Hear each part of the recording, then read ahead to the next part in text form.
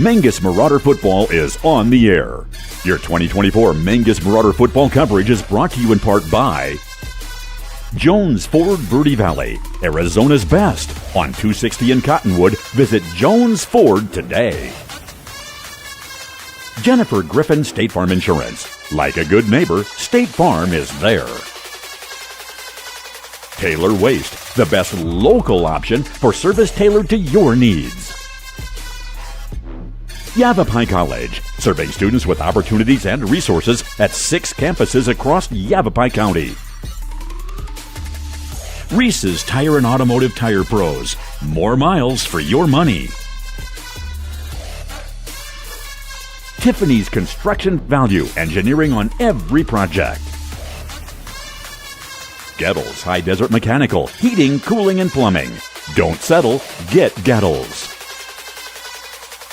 Consideration also provided by All Price Insurance in Cottonwood, helping you find the best option for your insurance coverage. Fiskor Heating and Cooling, serving Northern Arizona residents and businesses. They're here for you. Rock Zoo Screen Printing, serving the Verde Valley screen printing needs for over 30 years. Larry Green Chevrolet. Visit them on Rodeo Drive in Cottonwood or shop completely online at LarryGreenChevrolet.com. D-Best Plumbing. They simply believe in getting it right the first time.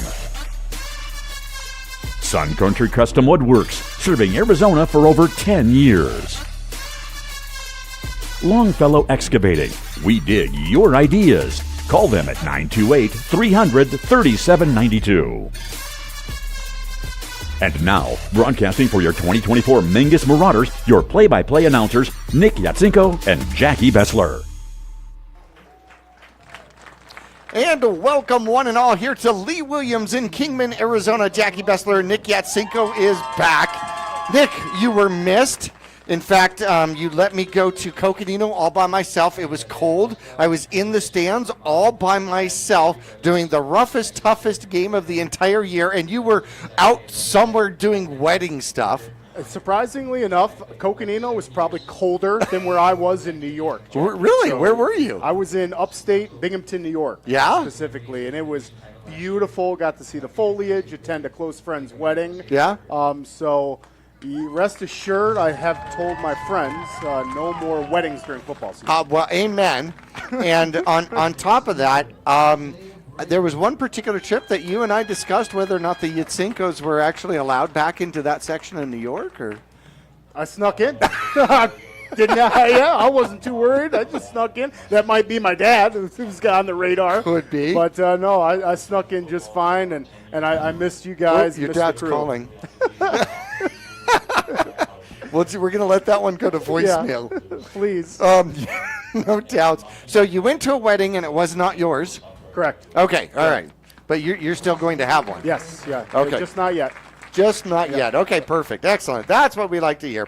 So, unfortunately, Coconino beat Mingus by a score of 49-12 as we ended up in continuous clock. We'll go through that a little bit more. And we are now on to a different game. You've got a couple of 1-7 teams here. Mingus, of course, making the long trip here to Lee Williams to figure out who's going to get that inside edge here in the Grand Canyon region. Yeah, and who can stay out of the bottom of the Grand Canyon region. That's so important. I mean, just for pride's sake. So the Marauders, you bet, are going to be fighting to stay out of there. And we got a pretty nice day out here, Jackie. It's going to be 57 degrees at kickoff. 7 p.m., 57 degrees here in Kingman. Usually it's much colder, I feel like, but we brought some warm weather with us. Well, no, that is cold. 57 degrees is cold. I just want to make sure that everybody understands that. Lee Williams lost to Flagstaff in overtime by a score of 34-28 last week. And, Mingus loses to Flagstaff 14-13. Lee Williams, I mean, if Flagstaff is the standard here in the equation, these teams are identical equal. I was looking forward to this one all day long because statistically you're right. I mean, when it's on paper, yeah, we match up really, really well with Lee Williams. Granted, we're at the bottom of the Grand Canyon region. Right. I didn't want to say that, but here we are, and it should be a really good game tonight. It is senior night. Once again, I feel like we have done senior night all season long. But nonetheless, it is senior night here at Lee Williams, home of the Volunteers. We're going to take a break. We will come back for more of our pregame show after this.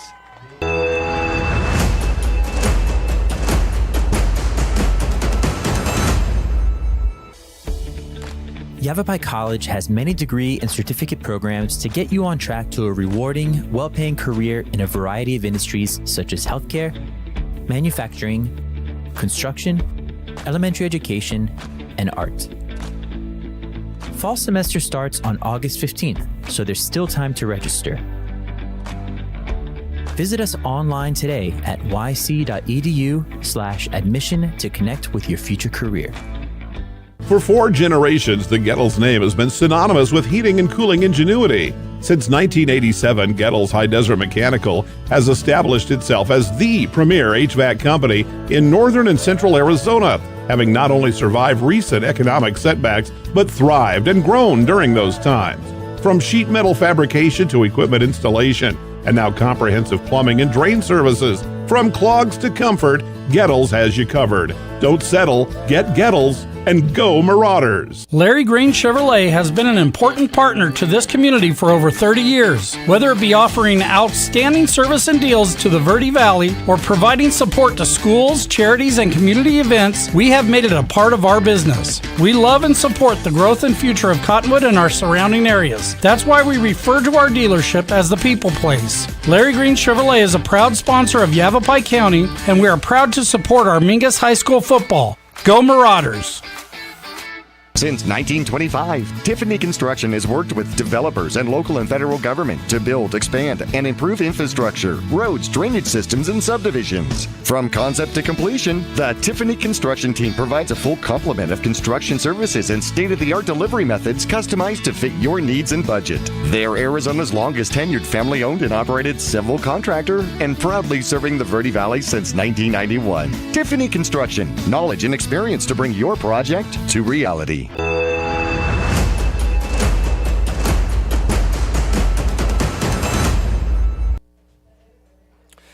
And back here at Lee Williams High School, home of the Volunteers, the Mingus Marauders and Volunteers will be going at it here today pretty soon, but we got homecoming senior night festivities here first here at Lee Williams High School. Taking a look at the Mingus Marauders schedule for 2024, Mesquite ends up 1-7 so far. They lost 52-7 to Vista Grande, and they will host number 3. Arizona College Prep. They have had a rough schedule here this season. Estrella Foothills is 6-2. They are sitting at number 16. They beat Washington 33-11. Next up for them is going to be 2-5 Copper Canyon, and their final game will be against Deer Valley for the region.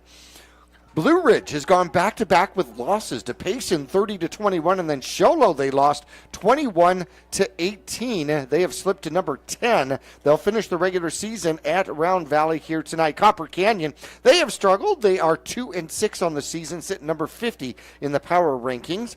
They lost 50-0 to Deer Valley, and they will be at Estrella Foothills here tonight. Deer Valley continues to be unbeaten. They are 8-0. As they beat Copper Canyon, they will match up with 1-7 Maryvale here tonight at Maryvale. Flagstaff beat Lee Williams 34-28 in overtime, and they hosted Bradshaw on Halloween. And what was the final score of that one? For a Halloween game, it was Bradshaw 48, Flagstaff 23. Actually, excuse me, Jackie. Bradshaw 43, Flagstaff 28. 43-28. So pretty close to the same amount that Bradshaw beat Mingus. Bradshaw beat Mingus by 17. They beat Flagstaff by 15. I mean, if you start using Flagstaff as the standard, if you will, kind of across the board. So those two teams are off here tonight. Bradshaw still trying to hang on to a playoff position as they started the week number 12. We'll see where they end up with that victory. Coconino beat up Mingus 49-12. Eight personal fouls in that game, 6 of them that counted, all of them against Coconino. And that was a very rough game. I missed you. I needed some emotional support on that one.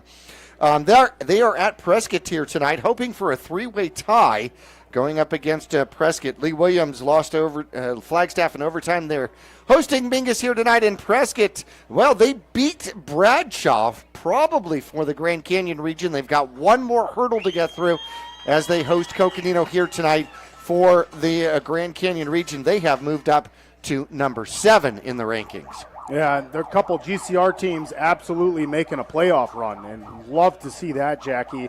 Moving on to the Lee Williams Volunteers schedule this season, very similar to the Marauders, 1-7. The teams that the Volunteers have played, combined record 43-22. So we'll go right through their schedule here. They started the season with a loss to Lake Havasu, 34-27. Then they got their first win of the season and only win of the season so far against Sierra Linda, 21-20. Then they lost at Wickenburg, 24-20. They lost at Moon Valley, 34-18.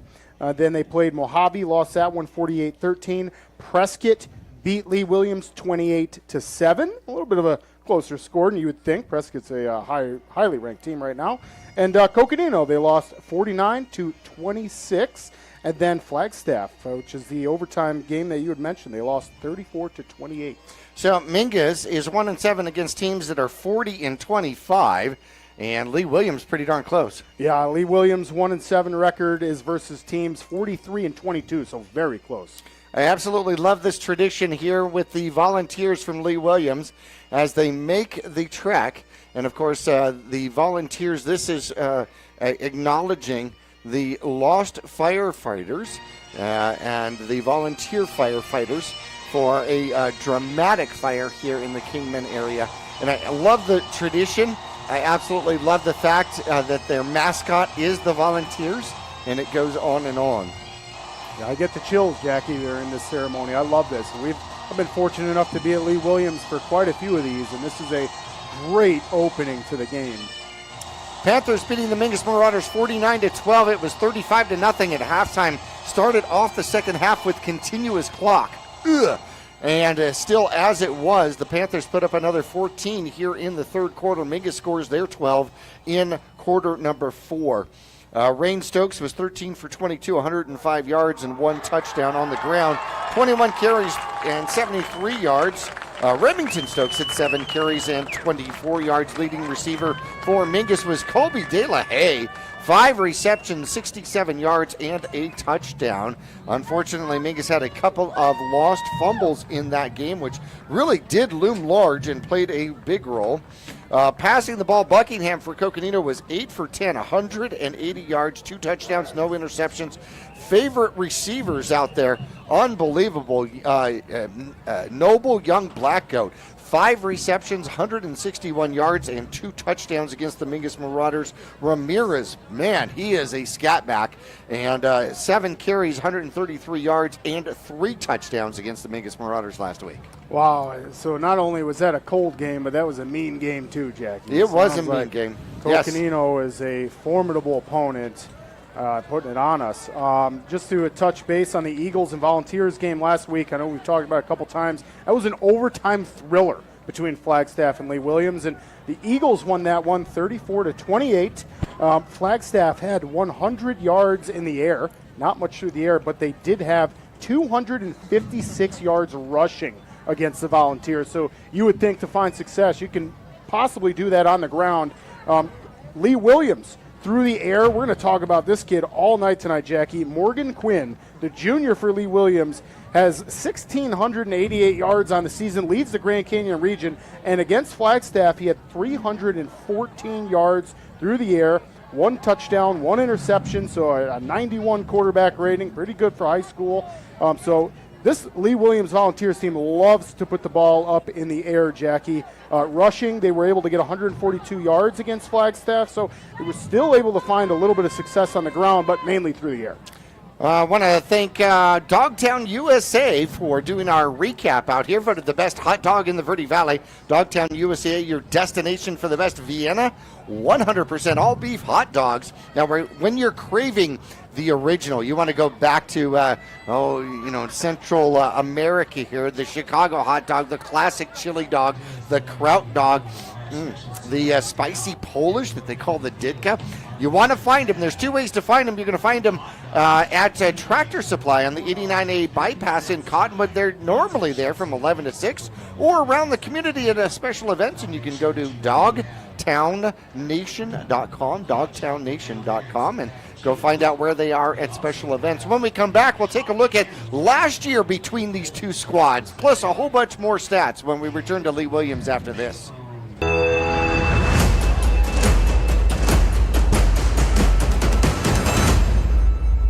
Call Rick or Scott Stokes at Sun Country Custom Woodworks about cabinets for every purpose and every budget. Sun Country Custom Woodworks can custom build cabinets for your dream kitchen or bath, adding tremendous value to your home. Organize the garage and store stuff right with a call to Sun Country. And ask about money-saving options, including modular cabinet choices. You know, your cabinets may not be from this century. For ideas, start at suncountrywoodworks.com. I'm Chris. And I'm Tandy, owners of Taylor Waste. We are homegrown in the Verde Valley and nearly your last local choice. We want to be your first choice for residential and small business garbage service. Get a free month service when you make the switch to Taylor Waste. And enjoy monthly service as low as $19 per month. Visit TaylorWaste.com for more information. Or to start service, call Taylor Waste at 649-2662. Taylor Waste, service tailored to your needs. For over 20 years, Roxu Screen Printers has been the Verde Valley's choice for custom business and sporting apparel. Bring your ideas and logos to Roxu Screen Printers and watch as your creations come to life. Choose from an extensive selection of items available for your company, team, or organization's logo. From t-shirts and hats, specialty items, and embroidered company attire, you can get started with a quote by calling 928-646-5734 or email dawn@rockzoo.com. That's ROKZOO.com. Stay cozy and comfortable with Fiskor Heating and Cooling. At Fiskor Heating and Cooling, we bring warmth to your winters and cool comfort to your summers. Our friendly team of experts is dedicated to keeping your home just the way you like it. Whether it's a tune-up, repair, or a brand new system, you can count on us for reliable and speedy service with a smile. Your comfort is our priority. Choose Fiskor Heating and Cooling for a happier, cozier home. Call Fiskor Heating and Cooling. We're here for you. Let's go, Marauders!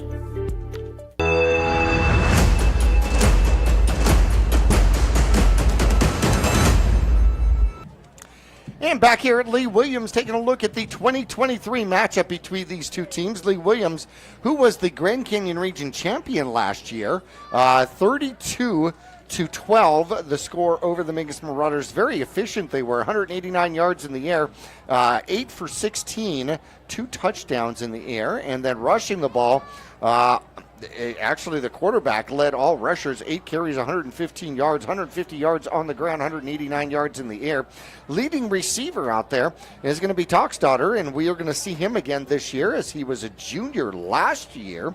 Kronk is back, as well as Walima, which are their 3 big receivers, and so we were definitely going to face them. Rain Stokes was the quarterback last year, 4 for 9, 59 yards, 2 interceptions, not fantastic on the ground, though. Mingus was able to put together 296 yards, led by Brulin with 95 yards on 20 carries. 11 carries for Stokes, had 81 yards in that one. So, unfortunately, 32-12, almost the same amount of yards on the ground. However, they were unbelievably more efficient in getting the ball into the end zone. Yeah, and that's the Marauders are going to have to try to overcome that. Obviously, Lee Williams was the champs last year for the region, and that's just crazy to think that here now they're in a fight to stay out of the bottom, Jackie. I know. So, just goes to show you how quick the tides can turn. Indeed. So taking a look at some of the stats here, why don't you go through the Mingus stats? For the Marauders, Jackie, season totals, Dawson Rice, who we will not see tonight, ended up with 331 yards through the season so far. Rain Stokes will be the starting quarterback for the Marauders tonight, and he is at 614 yards on the season. So we saw Rain start the season, and Dawson took over for him, and now we see Stokes back in there. And like I said, he's at 614 yards. He has 5 touchdowns, 3 interceptions with a 75 quarterback rating. Rushing the ball for the Marauders, Rain Stokes is leading the Marauders with 500 yards. Dawson Rice was right behind him with 142. And then Remington Stokes Made a surprisingly great tailback appearance, and we've seen him numerous times. He's at 88 yards on the season, followed by Chupp with 44 yards. So the Marauders really looking to up those numbers there for Rain Stokes, and I'm sure we're going to see Chupp and Remington at the tailback position. That we will indeed. And Rice is going to be probably out for the rest of the season, and that's definitely going to cost the Mingus Marauders. Other changes here. General Patton, our center, will be out here tonight. Got injured in practice. Backus is going to take over at the center position, and that's going to change up the guards as well as the tackle positions out there. Quinn leads the Grand Canyon region, 127 for 210. That's a 60% completion rate with 1,688 yards, 14 touchdowns, 10 interceptions out there on the ground. Well, Dobert has got 132 yards, but he is injured and out for this game for Lee Williams. It's all going to fall on Least, who has 283 yards on 64 carries. The real story here is going to be the receiving core, though.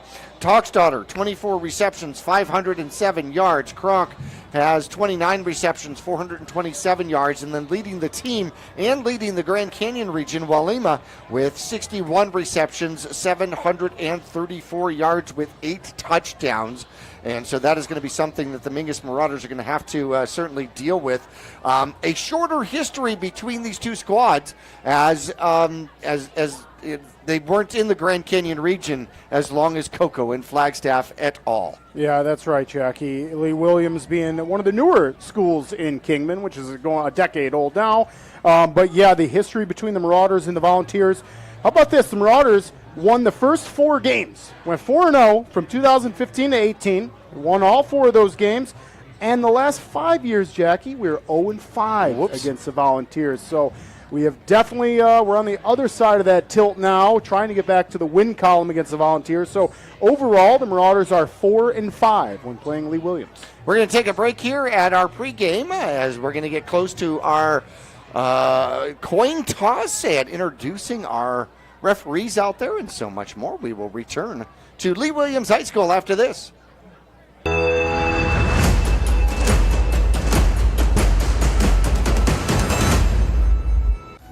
All Price Insurance on Main Street in Cottonwood is your local insurance provider for personal and commercial insurance. Call and compare over 150 different insurance companies for home, auto, commercial, RV, motorcycle, boat, or ATV. Specialty insurance and insurance bonds are no problem at All Price Insurance in Cottonwood.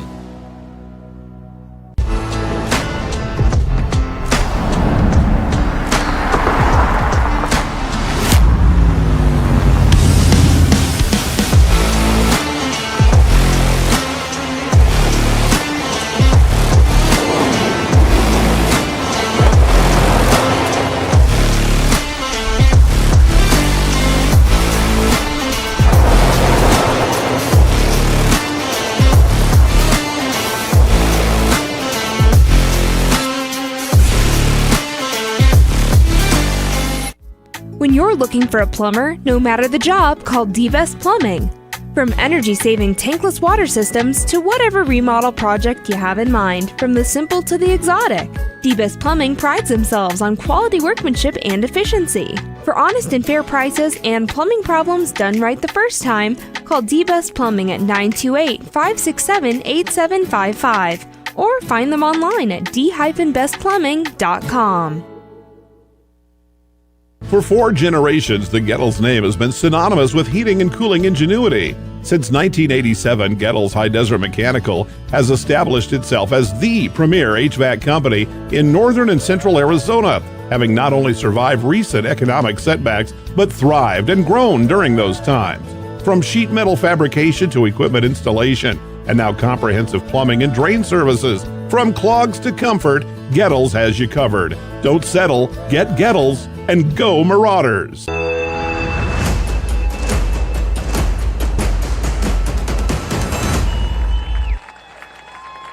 Back here at Lee Williams, the applause as the national anthem just ended.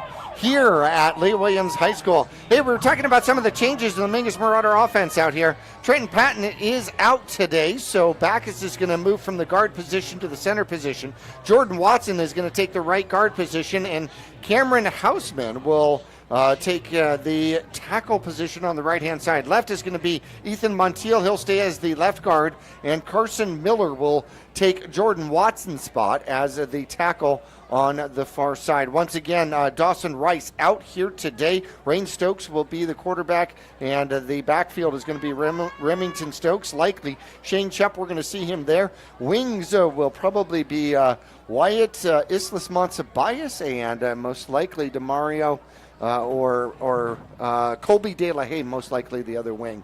As we get into our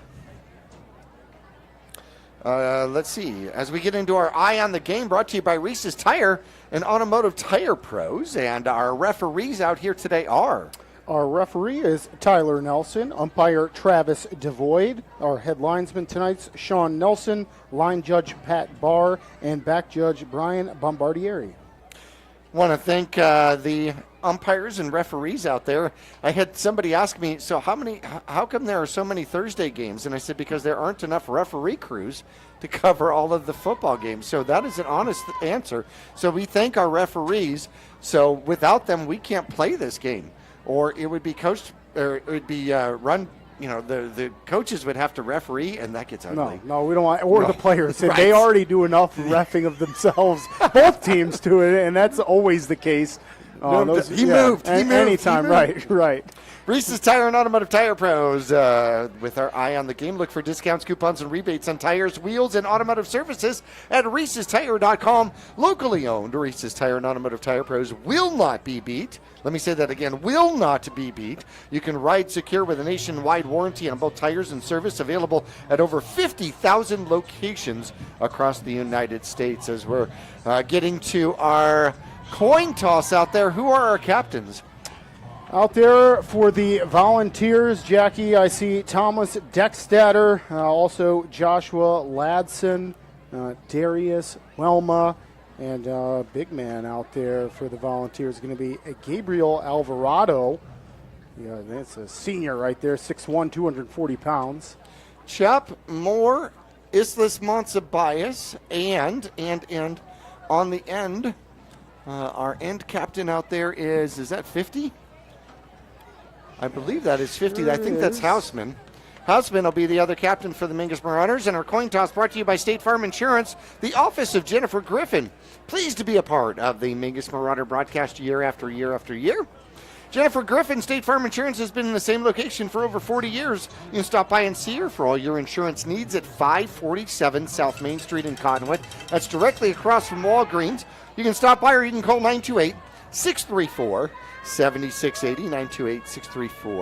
928-634-7680. And I did not see who's going to get the ball first. The Marauders will start on offense, Jackie, and I know we were talking in the pregame a little bit that Lee Williams likes to do onside kicks. Yeah. So that is for sure on the radar for us up here in the box.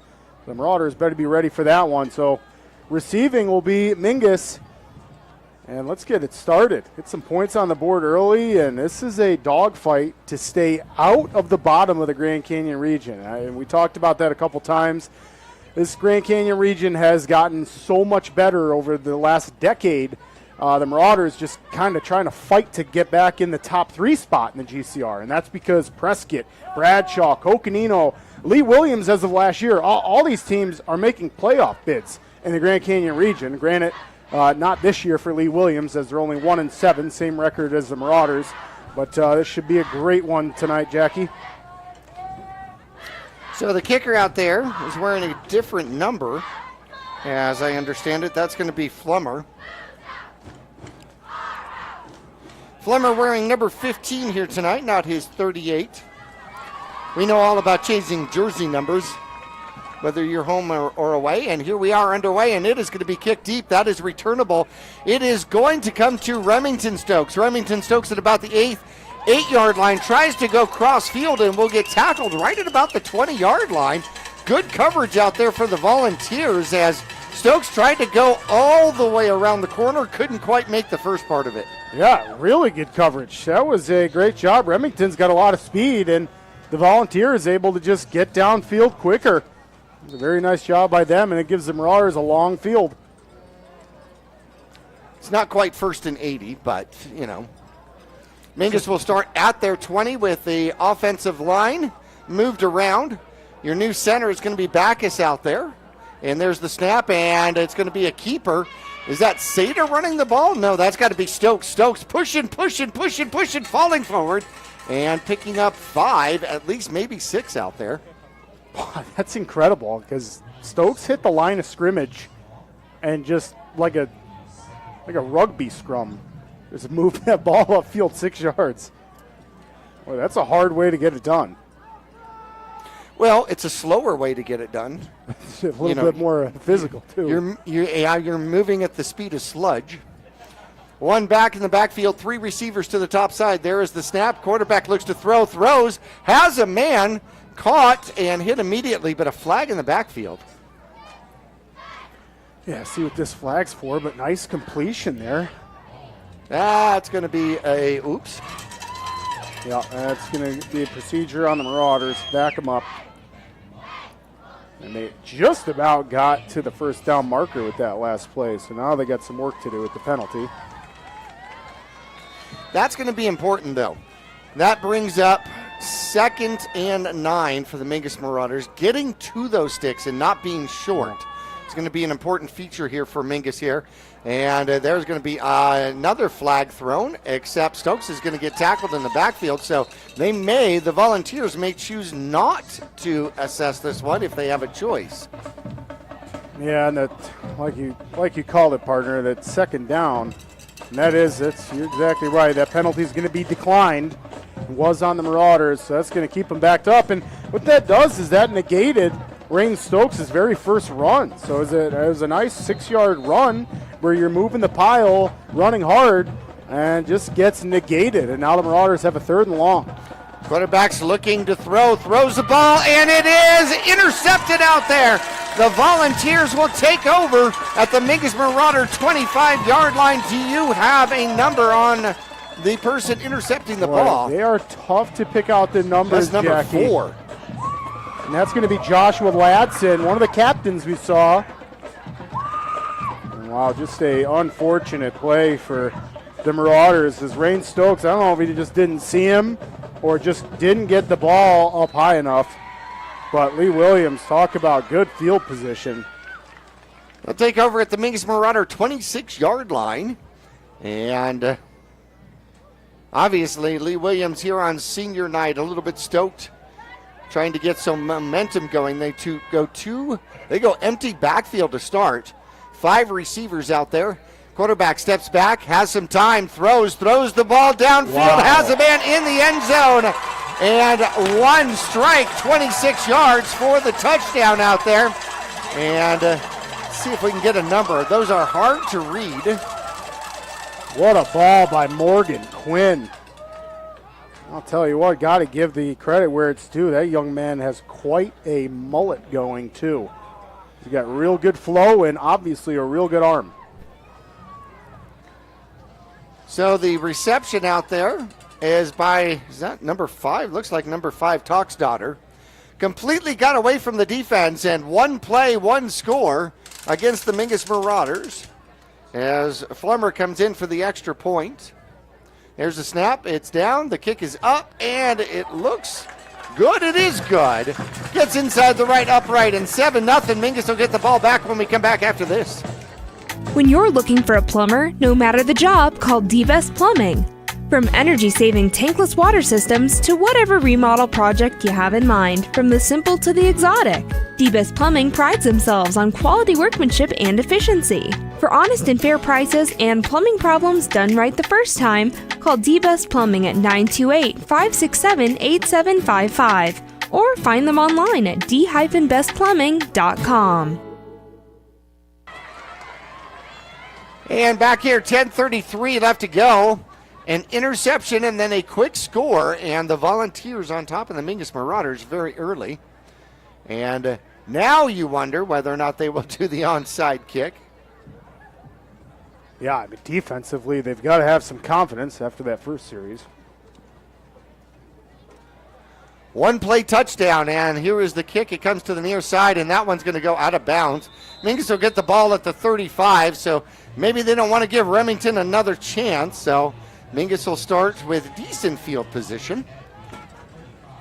Yeah, I don't blame the Volunteers either. I mean, we've seen Remington just about break quite a few of them and broke one for a touchdown. I mean, he's absolutely gifted back there, but here we go, Jackie. The Marauders offense finds themselves in a 7-0 deficit right now, and boy, what a battle we have here in the Grand Canyon region. Nobody wants to lose this one.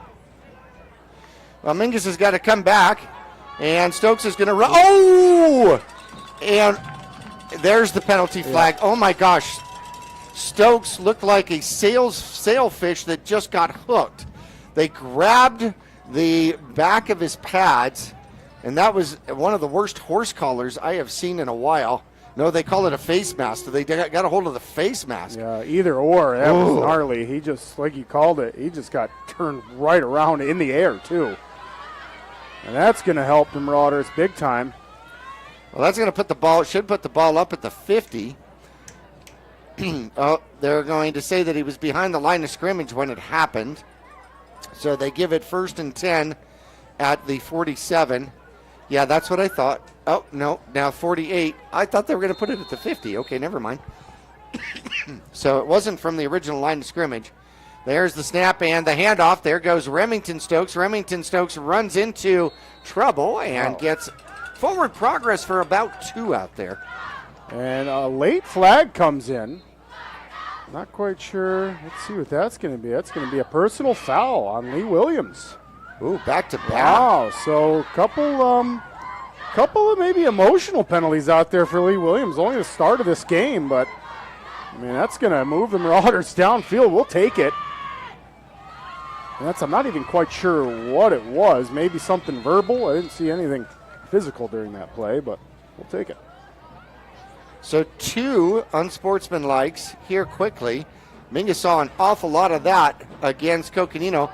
Quarterback's back. Oh, he throws. He tried to get the ball to Tinsley, and it's intercepted once again. Back-to-back INTs out there by Lee Williams. Oh, I'm going to say that one hit the ground, Jackie. We're going to get real lucky on that. Woo. Yeah, that. Oof. You can see Lee Williams celebrating, but no, that one just hit the ground. Good call by the refs. Marauders are going to survive that one. Oh, my goodness gracious. All right, 2nd and 10. Stokes is back. He's in trouble. Tries to run and gets spun around and sacked. Down he goes at the 39-yard line. That is going to be a loss of about 5. And Jose Abrego for the Volunteers. How about the senior on senior night? Getting himself a sack on Rain Stokes. As the offense for the Marauders huddles up and checks their wristbands. Back-to-back sacks here for the Volunteers. 3rd and 15. 3rd and 15. Stokes is back, looks to throw, has a man downfield, puts it up. It's over the shoulder. Tinsley had a shot at it and didn't quite come down. That's going to be 4th and 15 from the 40-yard line, 39-yard line. It looks like Mingus is changing personnel. They might be punting. Yeah, and I'm not surprised by this, Jackie. I like Coach Midkiff's move here. Try to pin them deep. It's only 7-0 right now, so you can pin them deep and have your defense come out and have a great series, get that ball back. That's what the Marauders are going to try to do here, it looks like. Backus will do the snapping here, and Stokes is back, ready to punt. He sits at the 48, and he will punt. Comes to the right-hand side. It is taken at about the 8-yard line, coming up field, getting to the outside, finding a lane. He's got blockers out there, and down the sideline he goes, and finally taken down inside Mingus territory. Chuck gets him at about the 42-yard line. Wow, and that is going to be the sophomore for the Volunteers, Lucas Leist on that carry, or return rather, and that was phenomenal. Good vision there, and boy, talking about giving the Volunteers more great field position. Short field here for the Volunteers again. Their first drive started at the Mingus 26. It was a one-play touchdown. Yeah, need to do better than that. Now we start at the 42. And what Mingus needs is a responding takeaway. Yeah, for sure, and it's going to have to come against a quarterback who throws the most in the Grand Canyon region.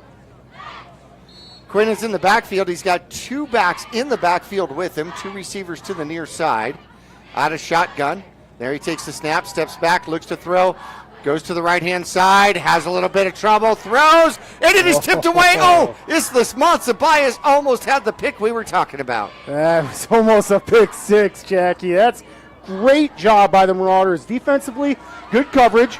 So Morgan is looking downfield. He does not see anybody, so he's starting to scramble out, going to his checkdowns, and Wyatt does a great job of undercutting that. And like you called it, that was almost a pick six. Woo! Had he been able to do that and then keep his feet in bounds, down the sideline he would go. All right. Back to the real game. 2nd and 10 from the 42-yard line. One back in the backfield. Quinn takes his time, takes the snap, looks, throws quickly out to the sideline, and picking up decent yardage out there is going to be Cooper Kronk. Throw it about 4 yards, and he picks up some extra yards with it, gets 10 overall for the first down. They move the chains. Yeah, and that's a very nice catch and yards after catch right there. Cooper just pretty much cradles that ball and lowers his shoulder, drops a hit on Jose Felix. And Jose does a good job in actually getting that tackle. 1st and 10 from the 32-yard line. Bunch formation to the right-hand side for Quinn and the Volunteers, and there is movement. And flags come out, and the near judge indicates that one is going to go against the Volunteers. What's funny is the flag was late on that. Both teams at the line of scrimmage were just kind of like, hey, did anyone see that? Did anybody see that jump? And then finally the flag came out. Sometimes when you have to fish in the pocket, what pocket did I put that flag in? Yeah, that's it. There we go. Although I was a little confused watching that too. That's normal for us, though. 1st and 15, and there's the snap, and it will be a throw to the outside. It's a screen getting to the outside, and a flag comes in. They're going to make the tackle after a gain of about 6, but a flag comes in right at about the 35-yard line, and I have a feeling that is going to be a hold from that position. Yeah, most certainly going to be a hold, Jackie, and that was, I hope it wasn't on that outside receiver because it wasn't much of a hold. But yeah, that's going to back him up. Threw it right into that general area. Yeah, he did, and I thought the Volunteers wide receiver did a nice job on Wyatt on the edge there, but we'll take it. I'm not going to complain about getting some yardage there. Scoreboard says 1st and 20. I think it's 1st and maybe 21 or 22. Spread formation now. Quinn in the backfield by his lonesome. Volunteers already leading 7-0. 7:33 left to go in the first quarter. And up he puts it. And downfield the corner. Oh, how about that? The defense falls down. They actually ran into one another, and falling down on the play was the Mingus Marauder defense. Catching the ball was Walima for the touchdown, and a 46-yard touchdown strike right down the seam. Wow, and Morgan Quinn has the hairdo and the arm tonight, Jackie. That's a incredible throw by the quarterback, and like you said, that's kind of a 50-50 because wide receiver and DB run into each other, and wide receiver stays on his feet. Lee Williams ends up with a touchdown. Well, incidental contact.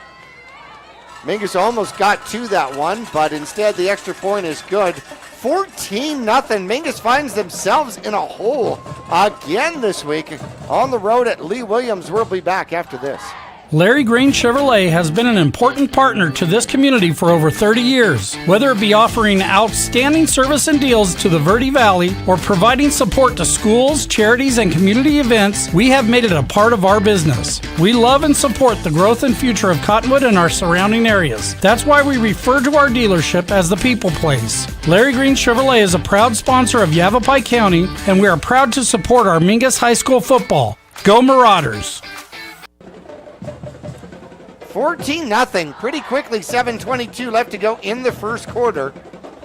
And 2 long passes for touchdowns, one for 26, that one for 42. A pair of extra points, and the Mingus Marauders down by 14. Yeah, it was right on the money, too, Jackie. Morgan Quinn's got a heck of an arm on him. He underthrew it just a little bit. Had the corner not fallen backward, that could have been. And there's an onside kick, and Mingus is going to cover it right at the 37-yard line. So that's what we have seen and expected, as the Mingus Marauders Chup will get possession for the Mingus Marauders. They officially mark it at the 38. Best starting position for the Mingus Marauders.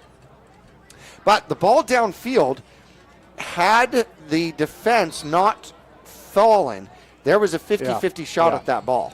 Yeah, no, you're 100% right, and that's just the Marauders end up on the unfortunate end of that stick. Here comes a blitz by the Volunteers. Mingus throws, and it's off the hand of De La Haye and into a crowd of red jerseys out there. And that will be incomplete. 2nd and 10 from the 38. Yeah, man, you see the speed Rains through that ball? That was fast. I mean, it was so fast that the DVs didn't even have a chance to come up with that. Lee Williams now has all players within 5 yards of the line of scrimmage, and running the ball is going to be Stokes. Stokes finds a way through and wanders forward for 4 or 5. That's going to bring up 3rd and medium, maybe 3rd and 6 out there. Yeah, and that's hard-earned right there. The pocket just collapses right around Rains, and he's barely able to squeeze by. He's pretty much sidestepping, but able to put the Marauders in a 3rd and manageable. 3rd and 6, high snap. He's got it, throws near side, picked! And going the other way are the Volunteers. Nobody's going to catch him. And that is going to be a 45-yard interception return for a touchdown. And I think that is Wolima. Is that number 8 out there? I think so. Yeah, most certainly is, Jackie. No, that's Cooper Kronk. I apologize. Cooper with a heck of a play out there. Wow, what good vision. I mean, Cooper we've seen on the wide receiver side, and right there, he looked like the wide receiver, and he was playing defense. Well, Mingus goes down by 3 scores. The extra point is good. 21-0.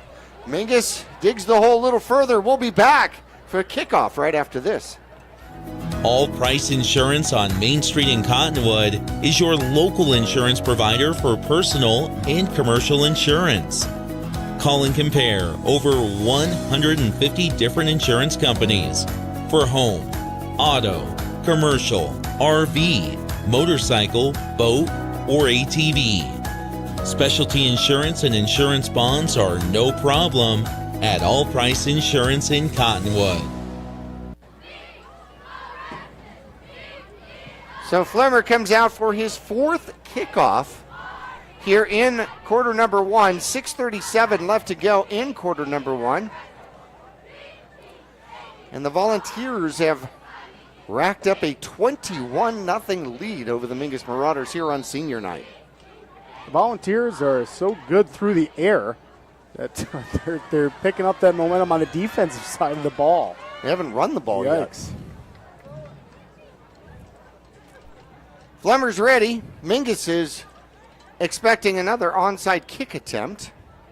And they are going to kick it deep, and it comes to the near side, and it's going to go out of bounds. And so the Mingus Marauders will take over at the 35-yard line. And let's see, if you're Rain Stokes, you just got to shake it off. I mean, you're in a 21-point deficit right now. You've just got to find some way to move the sticks and give yourself and your offense a little bit of confidence and momentum. I mean, it's totally doable. Coach Midkiff's, I'm sure, dialing up the plays that the Marauders have just got to execute on and get downfield a little bit. Mingus had an opportunity to snap early when the Volunteers weren't set. There's the handoff. Remington Stokes stumbles forward for 3. Yeah, there's the Marauders' bread and butter. I mean, it's good for a few yards there. These Marauders not necessarily in a hurry up, but they are just checking their wristbands here. And Islas Matsabayas comes to the near side, plays a wing. You got Tinsley up top, 3 receivers up top. Stokes in the backfield. And here comes the blitz by the Volunteers, and down goes Stokes. Ouch. He's hit hard out there. 3 Volunteers, Jackie. A great job by that Lee Williams defensive line, just busting through on the Marauders. So that'll be a loss of 7. 3rd time that Stokes has been sacked out here. Lee Williams bringing everybody. Look, they've got even the free safety is within 5 yards. Every single person is up in that box. And here comes another blitz, and Mingus goes up top, one-on-one coverage out there, and throws it just a little bit too high and behind Chupp. Chupp's going to go get the ball out there, and that's going to bring up 4th down for the Mingus Marauders. And that's the only thing you can really do against a 10-person blitz. Just pick out a 1-to-1 and try to beat it. Yeah, it's the right idea. I mean, it's the right idea. You had Chupp open, not necessarily open, but one-on-one coverage where he could make a play, and then Demarius was just about open as well. So that, I mean, you're right. That is the only play that you can try to make when every one of the Volunteers was up in that box that last play. There's a snap, and the kick just barely gets off. Least goes back for it, catches it over the shoulder at the 20-yard line. Mingus trying to contain him, chasing him, and we'll get to him. Chupp thrown off, and then finally he goes down, and Seda on top of him, but there is going to be a flag right where the tackle took place. Well, we're going to see what the call is going to be on this one. I don't think it's a face mask, but I may have seen a little bit of an incidental face mask. Let's see what the refs talk about here. You don't think, but maybe? It was the guy with questionable. The guy with the ball is facing the wrong way. Let me better say this. I hope it wasn't. Personal foul, face mask. And it was. Yeah, it's the Mingus Marauders. Oh, man, I knew it, and then I did not want to know it. You didn't want to see what you thought you saw. Yeah, that's right. That's right. I was trying to block that out, but that's going to give Lee Williams even better field position. Nick is trying to change reality in his own head. It didn't work. No. It came to fruition. However, I do know a very good counselor. 1st and 10 are the Lee William Volunteers at their own 44-yard line. Quinn is in the backfield, takes a snap, looks to throw, has a man to the near side. Mingus had hurried up on him and sliding down out of bounds and making sure everybody knows that he actually got a 1st down was Talksdotter. Thank you so much for that. 10 yards. Mingus brought a blitz on the near side, almost got to Quinn, but not quite. Yeah, and Quinn's a quarterback that you have got to get pressure on. And, boy, Lee Williams, I know they're only 1-7, but I'll tell you what, Jackie, this team is very good through the air. I mean, you've got to somehow maybe dial up some blitzes or something to put pressure on him. Quinn is 4 for 5, 92 yards and 2 touchdowns so far. 1st and 10 at the Mingus Marauder 45. 2 backs in the backfield. Quarterback throws behind his man. 2nd and 10 from the 45. Yeah, no way Joshua Ladson was going to come up with that catch. That one was just behind him. Morgan wants that throw back, but the Marauders, that's what they need, right? An incompletion and come up with a couple stops here to get the ball back. Bunch formation to the top. Tight formation once again. 1 receiver to the bottom. Felix will draw that duty. 1 back in the backfield with Quinn. They haven't run the ball at all from the line of scrimmage. And there's the first handoff, and he tries to come to the near side, getting decent yardage and then thrown out of bounds. But near 1st down yardage, I think they're going to mark him just short. Maybe they're going to give him 9 on it. So Least with his first carry of the game, and he picks up 9. They keep doing that siren, which tells me that the quarter is over, but it is not. There's 4:27 left to go in the first quarter.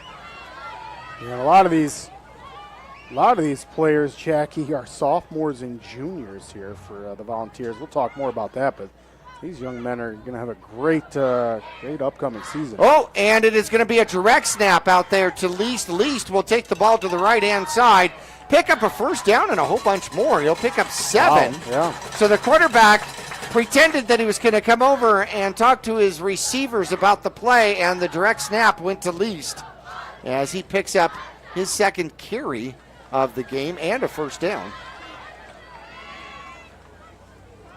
And just we'll see Least again, as he's only a sophomore for the Volunteers, and the quarterback, Morgan Quinn, is a junior for the Williams. 1st and 10 at the Mingus Marauder 29-yard line. Quinn is back. He puts the ball up, goes to the far side, and it is broken up. Good defense out there, and it is going to be, I think that's Thompson. Yep, 23. Came back. The ball was thrown back shoulder-ish, and even though he had lost his balance, Thompson able to get back to the ball and punch it out. Yep, great placement. That's perfect placement for all you DBs out there. Thompson just put himself in between Morgan Quinn and the wide receiver out there, and that's just a great play on the ball. One receiver goes out to the top. Bunch formation just off the tackle position on the left-hand side. 21-0. Lee Williams with the lead. 3:53 left to go in the first quarter. Quinn takes the snap and will hand it off. Least up the middle. Rumbling, stumbling for a first down and more as he gets deep into the Mingus Marauder red zone and down to the 15-yard line. Yeah, what a run. I mean, Least was stopped 5 yards. He hit a wall at 5 yards, and the Volunteers do a great job of just making that a scrum and moving upfield, getting the first down. 3 carries for 27 yards. And 2 first downs for Least. Empty backfield. Nope, Least will come and hang out with his quarterback. And he's going to switch sides now. From the 15-yard line, 1st and 10 of the Mingus Marauders. Quinn is back, takes the snap, looks, throws hard, and throws it to a man shorted underneath. He went down as soon as he caught it. Didn't catch a number on who caught that. It was about 5 yards. I think that was Least on the catch, Jackie. So Least picks up a catch. Doing a little bit of rushing and receiving tonight. That would be his first reception. 2nd and 5 from about the 10-yard line then.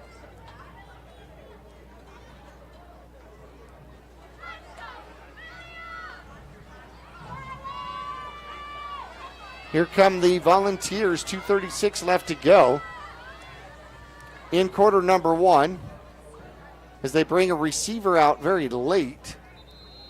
And we will get a timeout on the field. Nope, it's going to be a delay of game against Lee Williams. I thought they were going to call a timeout. They did not. So that is going to make it 2nd and 9. 5-yard penalty out there. That means at least actually had 6 yards on that reception. 2nd and 9 from about the 14-yard line. Quarterback's back. Will do a pitch up forward. That is a pass. Mingus trying to get to it. Around the corner he goes. And out of bounds with the run is going to be Walima. And he is going to gain about 8. Wow, and that was a really cool play to watch. The Volunteers, Morgan Quinn takes that shotgun snap and drops back as if he's going to look for the long bomb or the end zone and just gives that a shuffle forward. Very Pat Mahomes-like. I think you called that Mahomes-ish, didn't you? Mahomes-ish. Yes, from 2 weeks ago. Very much so. That's a cool play to watch. 3rd and 1 from about the 6-yard line out there. They're playing on real grass. That's what real grass looks like, by the way. You remember that? Yeah, they had no rubber popping up. How weird. There's the snap, and they hand it off. Mingus hits it in the backfield right away. And a great defensive play by the Mingus Marauders. And getting up and limping away is going to be the running back Least I think he got caught up underneath some bodies there. Yeah, it definitely looked like he came out of that pile. He's trying to stretch himself out as he runs to the sideline. That's good to see. So he made it to the sidelines just fine. But, yeah, that was a great gang tackle by the Marauders. Loss of 3 out there for the Mingus Marauders. It's going to bring up a field goal attempt by Flummer, as the ball, there's the snap. The kick is up. The kick is no good. No good. Mingus gets a defensive stand out there as they attempt the 27-yard field goal. No good. And the Mingus Marauders will take over. Yeah, this Marauders offense, if you're watching, you can tell that there's so many players on the Marauders going both sides of the ball. It makes it, much more difficult when you're going up against a team with a larger depth chart. So the Marauders for sure have their work cut out for them. That is a great defensive stand. Fortunate that Lee Williams missed that field goal. That just gives the Marauders a little bit of new life here. So the score remains 21-0 as the Mingus Marauders take over. The snap is back, and Stokes throws it in the direction of Moore and didn't get it to him. So it's going to be 2nd and 10. Yeah, it looked like maybe some kind of a screen set up there, but it was just too much pressure too quickly on Raines. Raines has thrown the ball 7 times, has not gotten one to a receiver yet. Steps back to try to throw again. This time he's going to run. He'll get caught from behind, and that'll go as a 1-yard, 2-yard sack out there. Try to get a number. Lee Williams, great job of just penetrating the backfield. And that's going to be Ishmael Miha, the senior for the Volunteers, is able to get in there and get a great tackle on Raines Stokes. Raines is quick. 3rd and 12. The Mingus Marauders under a minute to go in quarter number 1. Stokes is on the move, stops, and will get sacked again.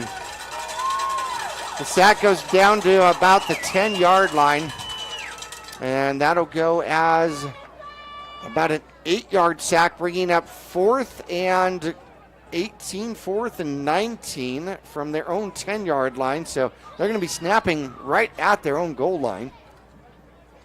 Yeah, and that's a little bit scary. And the Volunteers have a couple return men out here, Jackie. They're looking to get something out of this return. I would kick it out of bounds because the deepest return man here is at about the 38, 35-yard line. Mingus with a different setup here for the punt. A wide collegiate kind of setup, and they will get the punt off. It is returnable at about the 43-yard line, coming the opposite way, spinning and caught and taken down is going to be, that's going to be the center. Backus with the tackle. The tackle will be at the original line to gain at the 30-yard line, but we have a flag in the backfield. Yeah, let's see what this one brings up.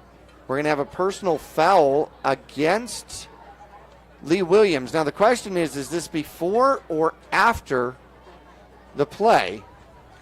I actually want to say, Jackie, that it's on the Volunteers number 8, Cooper Cronk, and it didn't seem like anything malicious. So he got up after the play, and him and the Marauder were able to give each other a high five. So it didn't seem like anything malicious. Maybe it was just a little bit late in the play. So here we are at the end of the quarter. When we come back, we're going to find out whether or not the Mingus Marauders have the ball or not. We'll return to Lee Williams, 21-0 after this.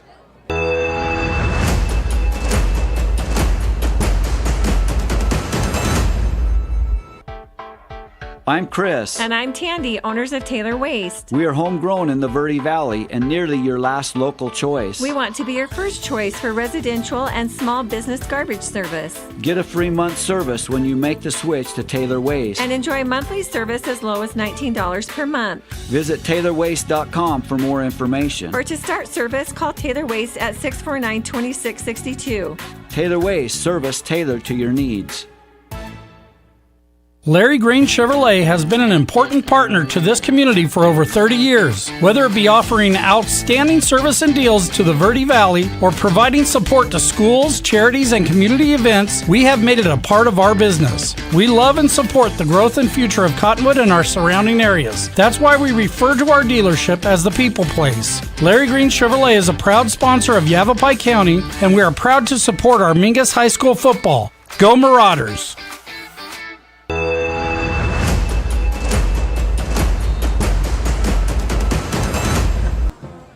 And back here, Lee Williams does have the ball at the Mingus Marauder 42-yard line, and there is going to be a run to the left-hand side rather.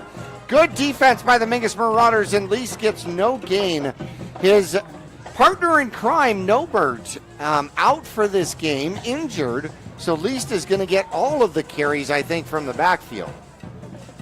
Yeah, that's a lot of pressure on the sophomore for Lee Williams, but they are used to that. We've seen quite a few of their players go through their tenure, and it makes for really exciting senior seasons. And Lee Williams has quite a few youngins coming up, as the Marauders do as well. It is senior night out here for Lee Williams. Mejia, Ladson, Talksdottir, all seniors. Walima, Phil. Spread formation now for Quinn, who is a junior. And we will have a delay of game against Lee Williams, and that'll be another 5-yarder. So Lee Williams is taking way too much of their time. Lee Williams, 70 yards of penalties here on 7 penalties so far. Morgan Quinn in the backfield. He's going to bring a man in, and he's going to hand it off as the Mingus Marauders contain it in the backfield, but he gets away, slips, and Mingus will contain him and take him down for a loss. That will be a tackle for loss out there for the Mingus Marauders as the group tackle happened. They were able to get to him in the backfield, change his direction, and then he just slipped away and kept going out to the outside, but loses about 4 or 5 yards on the play. Yeah, and it's just a good job by the defense to use the pursuit angles and not give up, because, I mean, that was a very shifty running back for the Volunteers, and if you're not pursuing, there's a chance he can find some open field. So nice job by the defense to corral him. 3rd and 20. Quinn takes a snap, steps back, has a little bit of pressure, goes to the near side, throws it just too far out in front of his intended receiver, Walima, and that is going to bring up a 4th down. And we may see the first punt here from the Lee Williams Volunteers. Yeah, I would for sure imagine they're going to punt it, and that is great news for the Marauders. I mean, defensively, last series they were able to stop them for a field goal attempt, which Lee Williams missed, and here we are with a 3-and-out. Back-to-back stops. We'll see if Mingus can get the tide to turn, though. Lee Williams set up for the punt. Mingus has one man back. It is a decent snap. The kick is up. The kick is short. And it is going to take a bounce. It'll be picked up by Remington Stokes. Stokes finds a seam and will lean forward and get out to about the 35-yard line. Seam looked bigger than I thought as he gets just a couple of yards in past the original line to gain for Lee Williams. Yeah, and that ball bounced right into Remington's shoulder pads perfectly. That way he could take off running with it. It looked like he might have been hesitant on getting away from that one, and just a really good bounce, and Remington able to pick up a few extra yards. Bouncing footballs scare me. They go all sorts of different directions. One man in the backfield. Stokes takes the snap and hands it off. There is going to be Stokes, Remington Stokes. Pile drives forward for about 2. And Remington just runs so hard. Looks like it was a huge hit, but you know he's delivering the hit on the inside. Mingus looks at the wrist, 2nd and 8. They're still on their side of the field, trying to get the goose egg off the board, trailing 21-0 as they sit at their own 37-yard line. One wing, one man in the backfield. Here comes the blitz once again. Mingus runs. It's going to be Chupp this time. Chupp picks up a 1st down on the ground past the 45. Yeah, how about that play? You can see big Jordan Watson for the Marauders says, there we go, let's go. dial that one up every time. That's a great job by the offensive line, opening up holes and letting Shane Chupp break through and get the first down. That's a great start for this series for the Marauders. Just the 10th carry for Chupp this season. Stokes takes the snap, and here comes the blitz again. Chupp breaks it as he finds his seam. Wanders forward, pulling tacklers for 9. I'd love to see it. All of a sudden, Shane Chupp coming alive here for the Marauders. That's very, very good vision for running back. Shane Chupp is essentially beating the lineman there, pulling to go upfield. And he's able to find a small hole, and he's just getting, these last 2 plays, 9 yards of carry here. This is great. Lee Williams still has all 11 players within 5 yards of the line of scrimmage. There's the snap. Chupp forward, has the first down, spins, gets away, and finally pulled down from behind, as that's going to be the best run of the game so far. And you can see Jordan Watson doing a little plane celebration there as a young man laid a nice block, and Shane Chupp. Marauders offense starting to click on all cylinders here this series. 17 yards on the carries the Mingus Marauders get into Volunteer territory inside the 30 at the 28.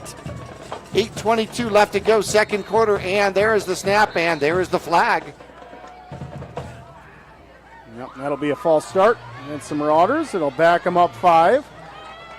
We got a lot of momentum this series, and a little bit of laundry comes out. Back shot. That does kill momentum. Yeah, the Marauders look like they're going to go with the same exact play. I like it. Set it up, 2 men in the backfield. One is a wing. There is the handoff, comes to the near side. Good cut out there, and not quite as successful, but close to 5, making it 2nd and 10. And there goes Chupp once again. Yeah, that's a good way to erase the penalty right there. It's a hard way to erase the penalty, but now it's 2nd and 10. Shane Chupp able to break through that line of scrimmage. Lee Williams showing blitz again, and quarterback keeps it, comes to the near side, throws it, has it out, overthrew his brother. Remington just stopped on that one. That's going to bring up 3rd and 10, and you wonder whether or not Mingus is in 2-down territory at this point. Yeah, and that was Jordan Watson. I see you out there. That was an absolute pizza block, like cheese laying on a sauce and dough. And that's a Shane Miranda for the Volunteers getting the worst end of that deal. Mingus goes 3 receivers to the near side. Remington Stokes is going to go to the other side. Approaching 7.5 left to go in quarter number 2. Out of shotgun, there's the snap. Stokes looks to throw. Now he's going to run. Runs up the middle. Avoids a tackler and can't quite get away, but he's going to pick up 8. That might be close enough for a 4th down attempt. What do you think? I would say so, too. I think you're close enough where Coach Midkiff's got the confidence in your offense.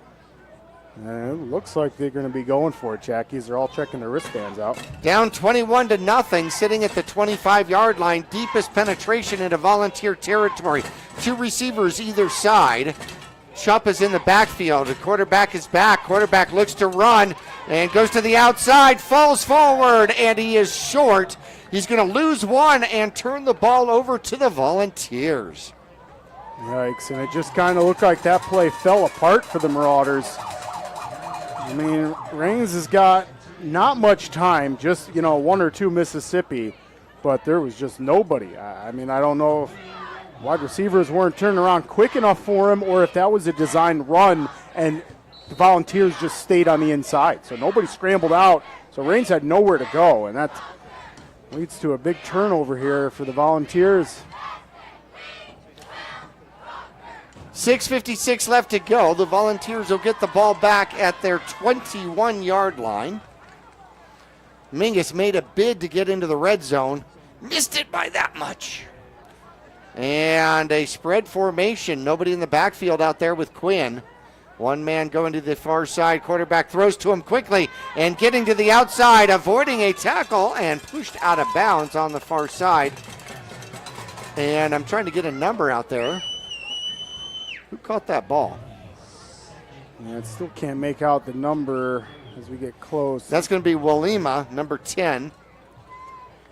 And what a quick throw by Morgan. I mean, that was just, he knew exactly where he was. He knew he was through into Alima before that play even started. Well, it was definitely designed out of the backfield that way, expecting that Mingus would have come with a blitz.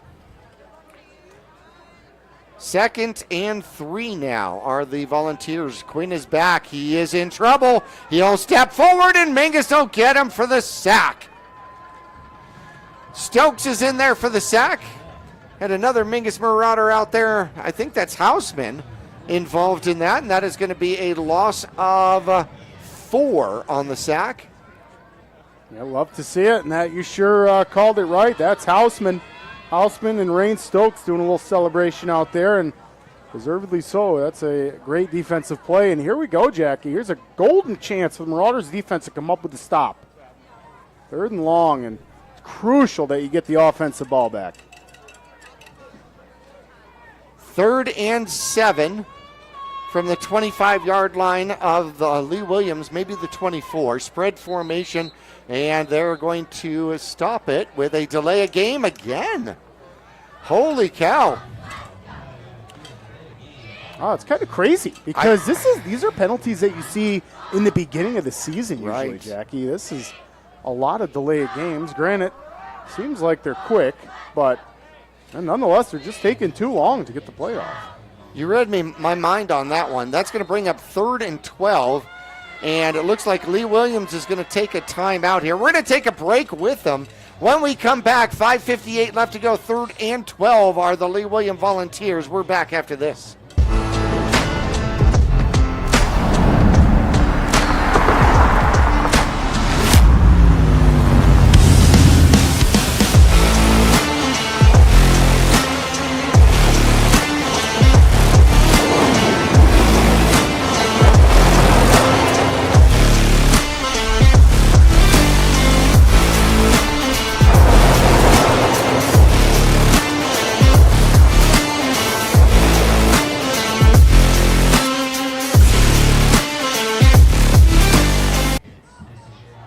So 3rd and 12 from the 24-yard line.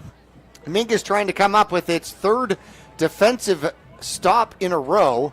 However, Lee Williams was successful on their first 2 drives, and then a pick 6 is how they came to 21 points here in the first half. All of their scoring coming in quarter number 1, and so far no scoring in quarter number 2. 3rd and 12. The Mingus Marauders look like they're lining up man-to-man out here. One back in the backfield. And Quinn looking to take the snap, takes the snap. And he'll come to the near side, getting chased, throws the ball, and it's tipped off the fingertips and out of bounds. As you had more on the defense.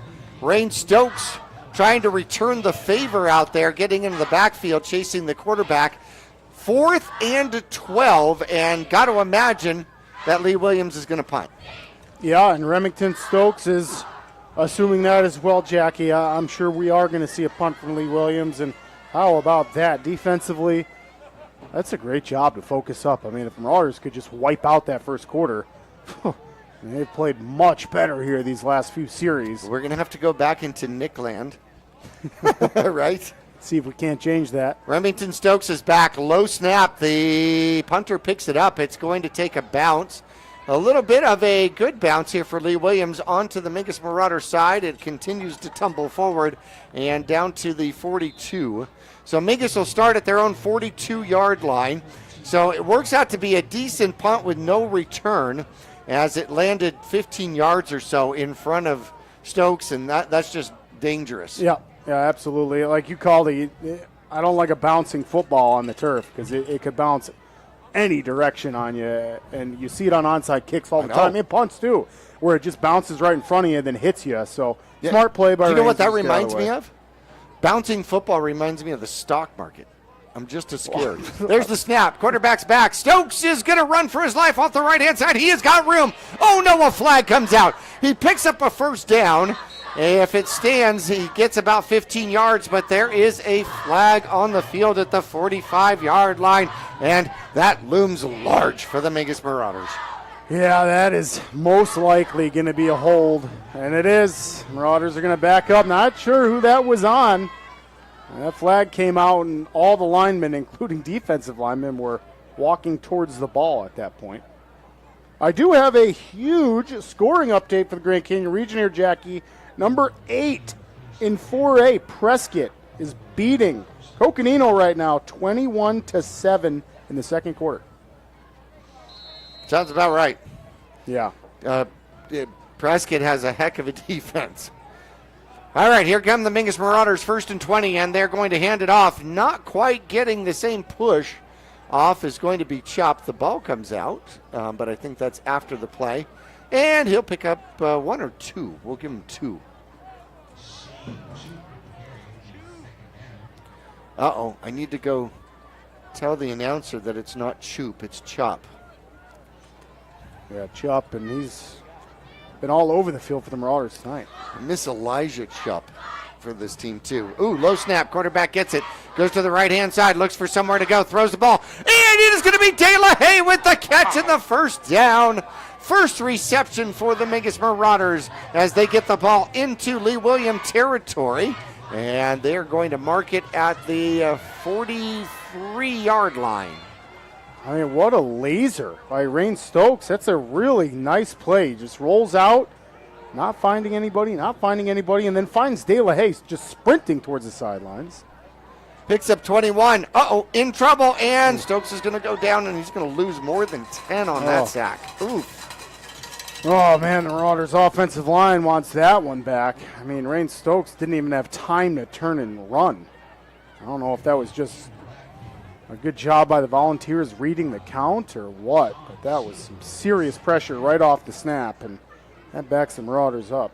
4:20 left to go. Mingus still trailing 21-0. Second quarter action. Second and about 19 out there for the Mingus Marauders. Stokes is back in trouble again. Steps forward. Winds his way forward, and he will get back to the line of scrimmage at least. But that's going to bring up 3rd and long once again. Yeah, that's just Rains having really nowhere to go. And it's kind of been a theme all night, Jackie, is he needs at least a couple seconds to get that ball off, and we've got a lot of substitutions and moving around on the offensive line for the Marauders, so obviously still trying to figure it out how they can give Rains enough time. Mingus, 3 receivers to the near side, 3rd and long, quarterback's back. Has a little bit of time this time. And he is thrown down. He was in the process of being blocked and still comes up with a gigantic sack out there. Heck of a play by the defense. And let's see that. It's going to be Jose Abrego for the Volunteers. Again, we've seen Jose in the backfield with another sack, and hey, young man is having quite a night here on senior night. The senior on the roster sheet here, 6 foot, 188 pounds. He's a big boy out there, Jackie. And like you said, he's being blocked by Houseman on that last play, but it did not matter. Jose gets his arm in there and just tears Rains down. 4th down, Mingus in punt formation here. Going to give the ball back with 2:40-something left to go, and we will get flags coming out. I think Mingus had too many men in the defensive huddle. Yeah, that is on the Marauders.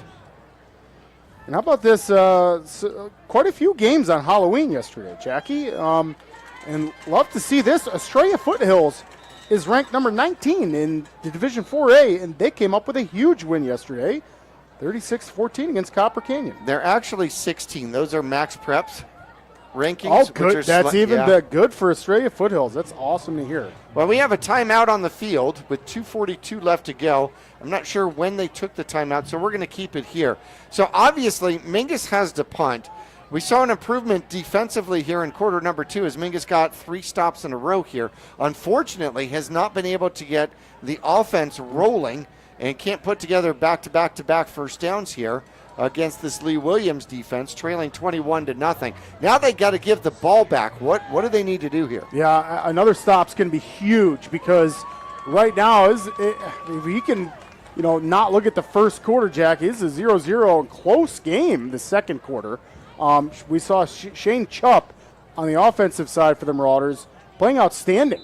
I mean, it's got to be over a few yards a carry. So Marauders have just got to find a way to get it clicking here. But first and foremost, it starts with another huge stop by the Marauders defense with only 2 minutes and 42 seconds until halftime. Now check this out. They drop one man back, but they put 3 blockers out in front of him. That? And Mingus in that collegiate kind of low snap, and he's going to pick it up and run. Boy. How about this? Stokes is going to run the ball and will get tackled inside of his own 40-yard line. It was 4th and 30. 4th and 30, and Stokes did a fake out there and ran the ball back to the Mingus Marauder 38-yard line, and Lee Williams will take over there. I'm not sure that Raines really, I think he thought maybe he had a lot more room, Jackie, going toward the short side of the field, but Lee Williams obviously does a great job of getting over there. Like you said, they did have like 4 or 5 players back ready to block, but the 5 players on that defensive line were able to get over there and stop Raines and give Lee Williams great field position. 39-yard line, leading 21-0. There's the snap. Quarterback steps back, throws, has a screen, and it is in front of the Mingus Marauders as Moore makes a good tackle out there, able to take down a very large receiver and keep him to a 1, maybe a 2-yard gain out there. And that's going to be Cooper Cronk, and again, he is a junior for the Volunteers, Jackie, and they have him listed at 6'2", 205, and my goodness, he is every bit of that. Well, how about that? You got a receiver named Cronk, and he kind of looks like him, right? And he's coming back, too. The Marauders will see him again. Bunch formation, bottom of your screen, and they are going to fake the handoff. Quarterback comes to the near side, throws the ball down, and a good pass. Threw it the only place where his receiver could get it, which was Hawksdaughter, but it goes off of the fingertips, meaning bringing up a 3rd and we'll say a long 8. Yep, and this is exactly what we talked about. The Marauders coming up with a good stop here. Now they're in a favorable 3rd down situation defensively. They can come up with a huge stop right now, Jackie. It leaves the Marauders with enough time to get downfield. 1:47 left until halftime. Mingus still has 2 timeouts left, if that's where you were going with that thought pattern. Bunch formation to the top, just off the left tackle. Quinn looking for the blitz. Mingus showing blitz. Mingus brings blitz. Mingus trying to get to the running back, and least will get bent backward after a gain of maybe 1, and that's going to bring up a 4th and 7, 4th and 8. So Mingus with the stand out there. Watson getting up off the bottom of the pile, and he'll be stretching out there a little bit. Hopefully he is okay. Interesting to see what the Volunteers go with here, Jackie, because the players were just telling their coaches, hey, we want to go for it. Let's see what the Volunteers elect to do here. 4th and long. 4th and long, and they are set to go for it. 3 receivers out, 2 backs in the backfield. Lots of options for Quinn. Last time they were in this, they had all sorts of different directions to go. Quarterback steps back, has some room, trying to find somebody, throws the ball down, and it's picked off. It's going to be Islas Monsabias with the INT, and Mingus will get the ball back, and then there's an extra shove at the end, and waiting to see if there's litter on the field or not. But it should be Mingus ball out there as they pick off the quarterback. Looking downfield, he had the man that went to the wheel route out there and tried to get the ball to him, and Islas read it and took it away. Mingus will get the ball back with 52 seconds. And ironically enough, had Islas just spiked that ball down instead, they'd have been looking at a little bit of better field position. Oh, you can't ask that. The INT looks good. And Mingus will run the ball. The flag comes out. Chup gets maybe back to the line of scrimmage. And we are going to have a hold against the Mingus Marauders. And that'll back the Marauders up even more. And with only 47 seconds left until halftime, yeah, I'm starting to think maybe you be conservative, but, I mean, we are down 21 points, so you got to try to make something happen.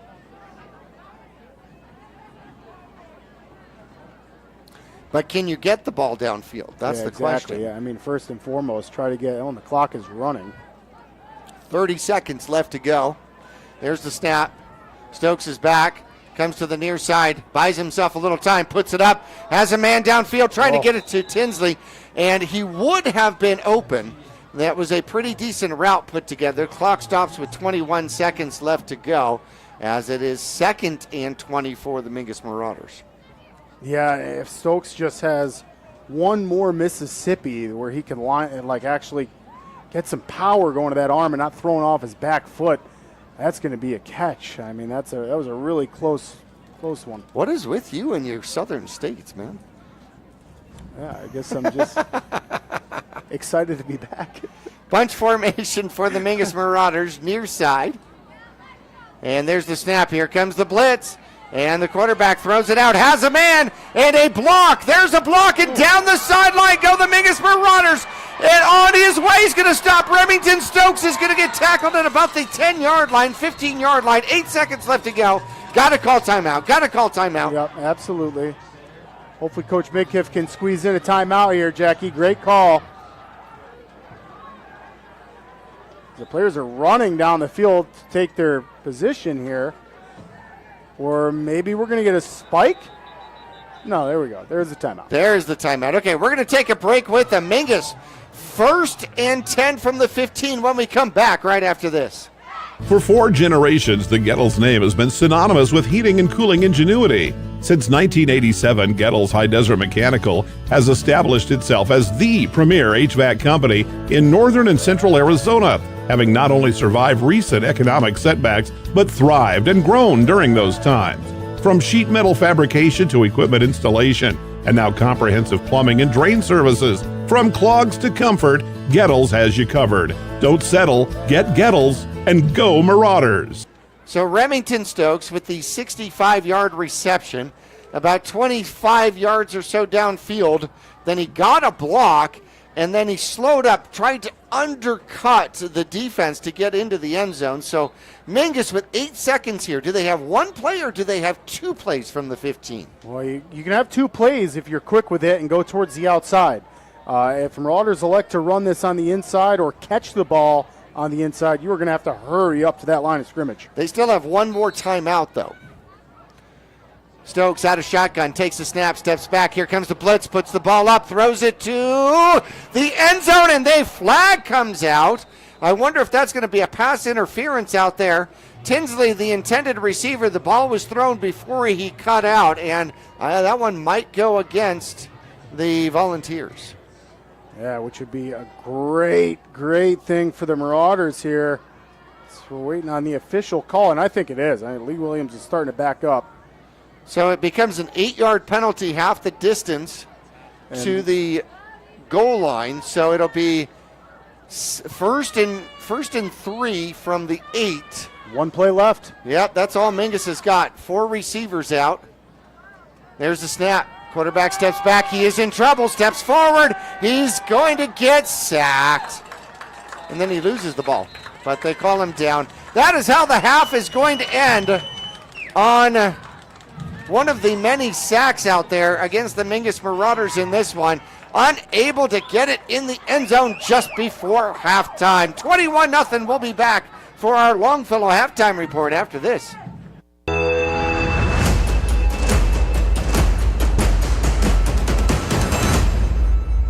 Call Rick or Scott Stokes at Sun Country Custom Woodworks about cabinets for every purpose and every budget. Sun Country Custom Woodworks can custom build cabinets for your dream kitchen or bath, adding tremendous value to your home.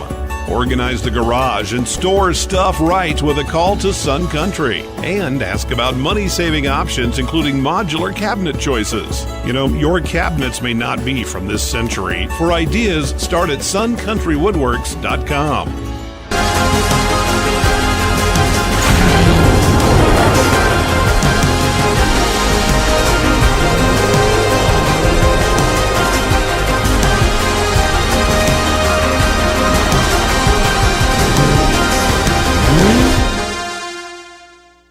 Stay cozy cozy and comfortable with Fiskor Heating and Cooling. At Fiskor Heating and Cooling, we bring warmth to your winters and cool comfort to your summers. Our friendly team of experts is dedicated to keeping your home just the way you like it. Whether it's a tune-up, repair, or a brand new system, you can count on us for reliable and speedy service with a smile. Your comfort is our priority. Choose Fiskor Heating and Cooling for a happier, cozier home.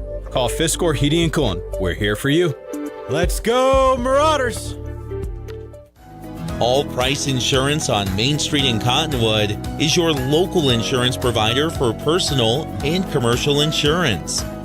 Call and compare over 150 different insurance companies for home, auto, commercial, RV, motorcycle, boat, or ATV. Specialty insurance and insurance bonds are no problem at All Price Insurance in Cottonwood.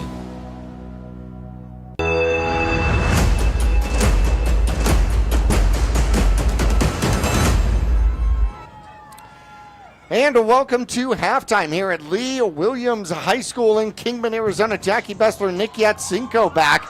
A horrible first quarter. A very, what we more expected, which was a dogfight second quarter. But nonetheless, the Mingus Marauders down here, 21-0 at halftime to the Lee Williams Volunteers, as it is senior night out here for Lee Williams. Started with 10:33 left to go. One play after a pick of the Mingus Marauder quarterback Stokes. A one-play, 26-yard connection. Quinn to Toxdotter. The extra point by Flummer was good, and it was 7-0. 7:34 left to go. A 46-yard pass. Quinn finds Walima right down the seam. The extra point was good, and it was 14-0 at that point. Still first quarter action with just under 6:50 left to go in the first quarter, and Lee Williams would find the end zone again. This one defensively, a 45-yard interception return by Kronk.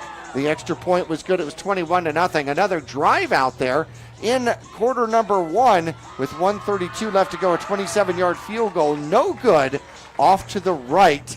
And Mingus, that was the first stop Mingus had here in the first half. And then they were able to stop all of the drives in the second half. The problem is that Lee Williams stopped all of Mingus's drives in the first half, or in the second quarter as well. Yeah, Marauders have got to find a way, and I imagine that's part of Coach Midkiff's adjustments in there to move downfield and get the ball in the end zone. You got to get some points.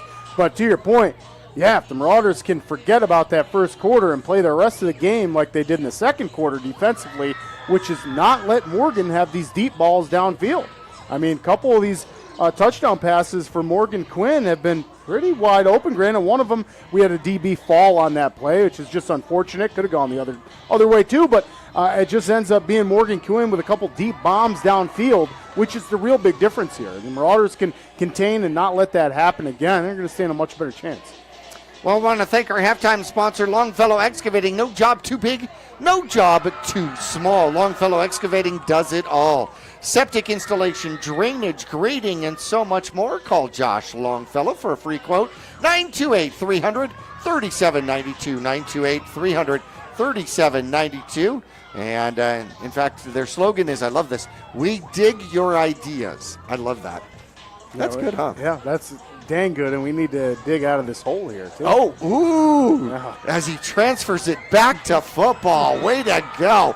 How about that? Nick is back with us after a week off, and he hasn't lost a step at all. I missed it. I was itching last week, so I'm excited to be back in the box with you. Yeah, we heard about the best man speech, so, we'll keep that one off here. Yeah, thank you.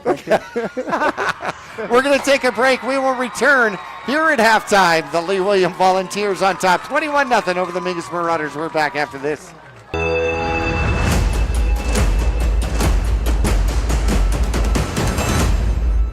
For 4 generations, the Gettles name has been synonymous with heating and cooling ingenuity. Since 1987, Gettles High Desert Mechanical has established itself as the premier HVAC company in northern and central Arizona, having not only survived recent economic setbacks, but thrived and grown during those times.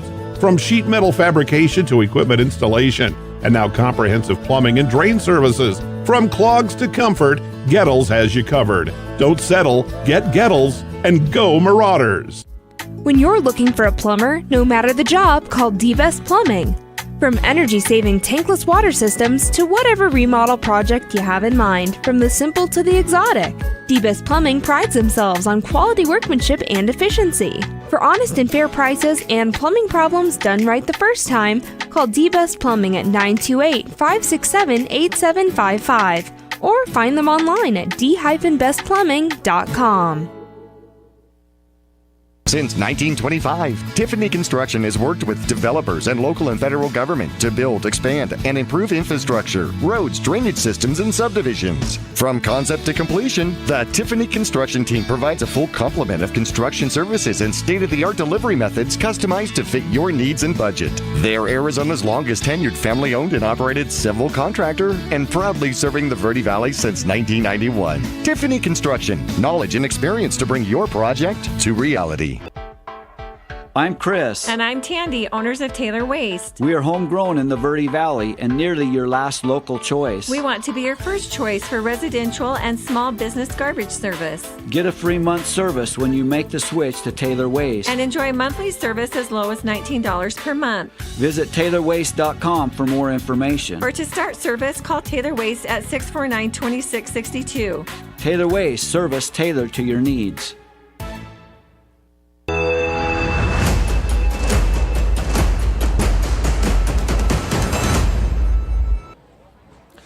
Well, statistically, the Mingus Marauders did not do particularly well here in half number one. On the ground, 21 carries and 22 yards. Unfortunately, Stokes has got negative 27 yards on 14 carries. 9 of those 14 carries are sacks. Yeah, so yikes. that makes it exceptionally different and difficult. Lee Williams has been in blitz mode from play number one defensively. No respect to the Mingus Marauders' ability to throw the ball at all, as they are 100% putting all 11 defensive players within 7 yards of the line of scrimmage. Yeah, and that's just a bold move on the Volunteers' part, and it could come because of that first pick six, Jackie. I mean, Lee Williams was feeling it defensively. Marauders tried to go through the air once, and it was a pick six, so now they're keying on the ground game. So defensively, the Volunteers are really kind of putting the Marauders at a standstill. Chubb has got 5 carries for 41 yards in the first half, 3 carries for 7 yards for Remington Stokes here in the first half. 86 yards in the air, but 65 of that was one bomb, Stokes to Stokes. Yep. And then the other 21 yards, a first down reception by De La Haye. Other than that, Stokes is 2 for 11, 86 yards, and he's been intercepted twice. One set up their first touchdown the next play, and the second was a touchdown with a pick six. Yeah, and it's frustrating because Raines throwing the ball when he found De La Haye scrambling to the sidelines. That's such a good ball and a good route. And granted, it was at the end of that play where Raines is scrambling, but there's just so much potential, and Raines does have a good arm. And if he just had a little bit more time back there, Jackie, I think we'd be seeing a little bit, obviously some different statistics in the throwing game. Just a few more seconds, I think Raines Stokes would be a lot more on target. Well, Lee Williams has been a little naughty here in the penalty category, as they have 9 penalties already here in the first half. Several of them delay a game penalties, which is kind of surprising. And then they've got 3 personal fouls here in the first half, also somewhat surprising, but 83 yards of penalty. Morgan Quinn started off on fire, 4 for 5 with 2 touchdowns and almost 100 yards, and he ends up cooling off a little bit. 8 for 15, 2 touchdowns, 1 interception, and 115 yards in quarter number 1. Once again, Lucas Lee started off on fire, had 3 carries for 27 yards, and then went backward from there as he ends up with 7 carries for 21 yards in the first half. Quinn sacked once out there by Stokes and Houseman. The receivers out here, Toxdotter, 2 receptions, 36 yards and a touchdown. Cooper Cronk, 2 receptions, 12 yards.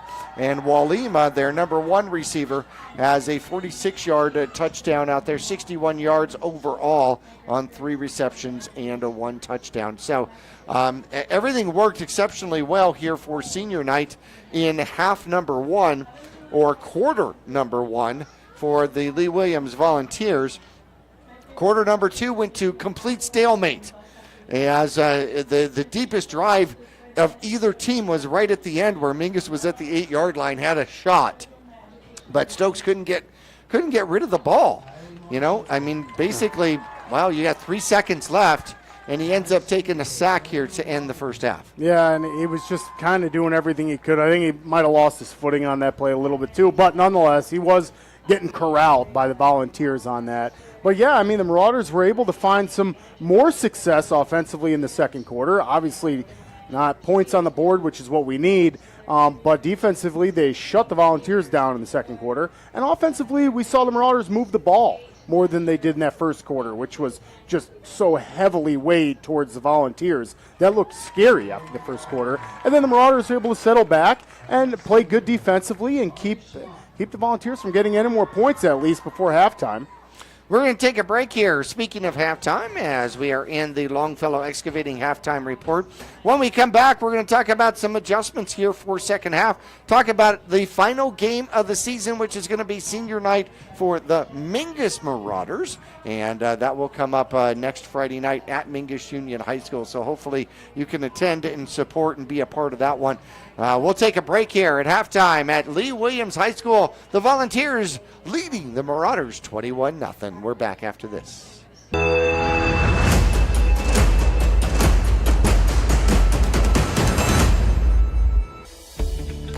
Yavapai College has many degree and certificate programs to get you on track to a rewarding, well-paying career in a variety of industries such as healthcare, manufacturing, construction, elementary education, and art. Fall semester starts on August 15th, so there's still time to register. Visit us online today at yc.edu/admission to connect with your future career. For over 20 years, Roxu Screen Printers has been the Verde Valley's choice for custom business and sporting apparel. Bring your ideas and logos to Roxu Screen Printers and watch as your creations come to life. Choose from an extensive selection of items available for your company, team, or organization's logo. From t-shirts and hats, specialty items, and embroidered company attire, you can get started with a quote by calling 928-646-5734 or email dawn@rockzoo.com. That's ROKZOO.com. Larry Green Chevrolet has been an important partner to this community for over 30 years. Whether it be offering outstanding service and deals to the Verde Valley or providing support to schools, charities, and community events, we have made it a part of our business. We love and support the growth and future of Cottonwood and our surrounding areas. That's why we refer to our dealership as the People Place. Larry Green Chevrolet is a proud sponsor of Yavapai County, and we are proud to support our Mingus High School football. Go Marauders! When you're looking for a plumber, no matter the job, call D-Best Plumbing. From energy-saving tankless water systems to whatever remodel project you have in mind, from the simple to the exotic, D-Best Plumbing prides themselves on quality workmanship and efficiency. For honest and fair prices and plumbing problems done right the first time, call D-Best Plumbing at 928-567-8755 or find them online at d-bestplumbing.com. And back here. There we go.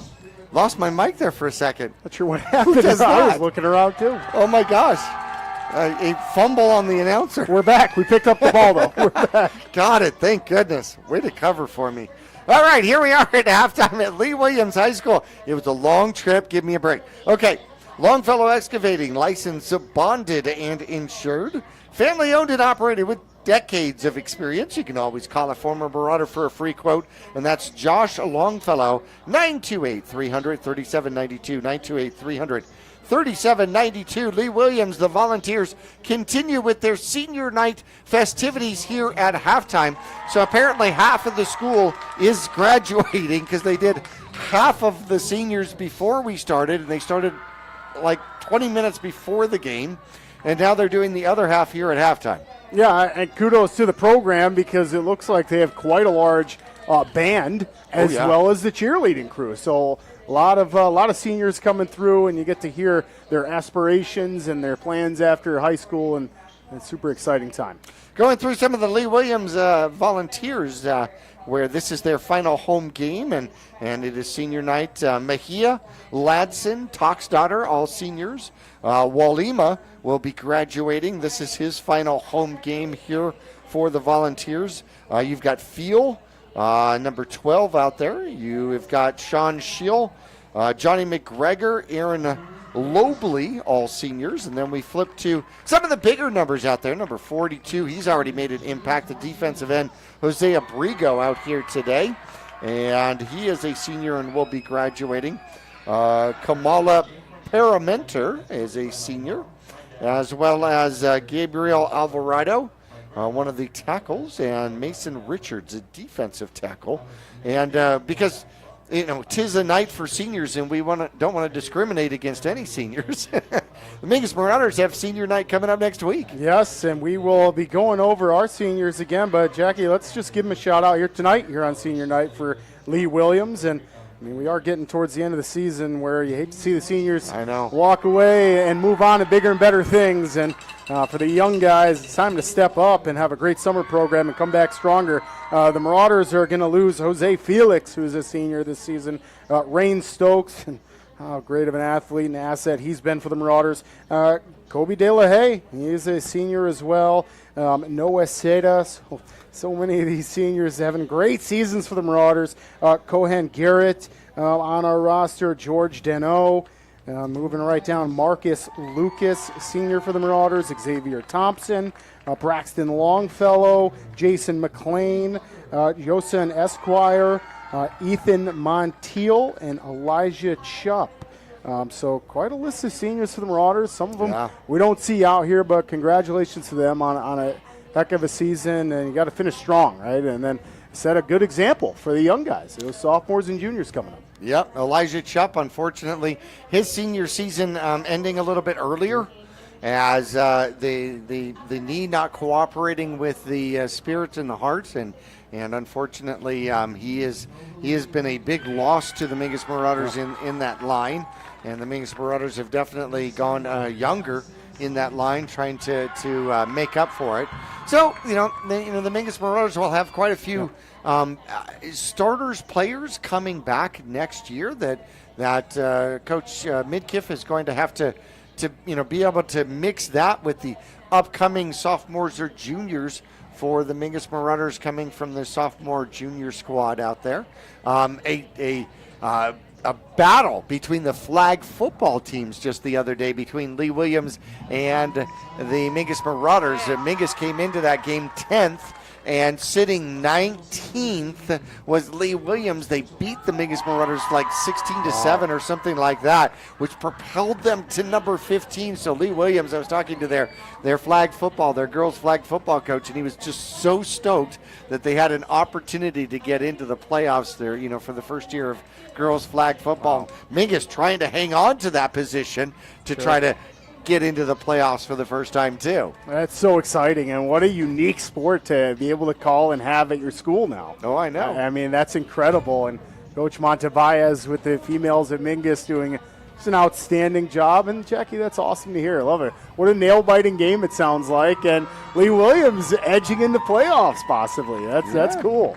So the coaching staff for the Mingus Marauders has come out. The Mingus Marauders have taken the field out here. I watched the coaching staff go by us. They looked quite determined. So, obviously, they have gone through halftime. Hopefully they have a game plan. Hopefully they have come together and they said, this is what we're going to do. We're going to get this, and this is going to work, and we're going to see what happens. Unfortunately, Williams is going to have the ball first in the second half. What other scores do we have going on out there? Yeah, just around the 4A division, Jackie. Sahuarita beating up on Amphitheater 35-6. Number 11 in 4A, Seton Catholic, is all tied up with unranked Sierra Linda. That's games at 14 apiece in the third quarter. Yonker taking care of Glendale 21-7. Number 4 in 4A, Snowflake, has a commanding lead against Apache Junction 21-0. That's expected. That's a high-ranked team.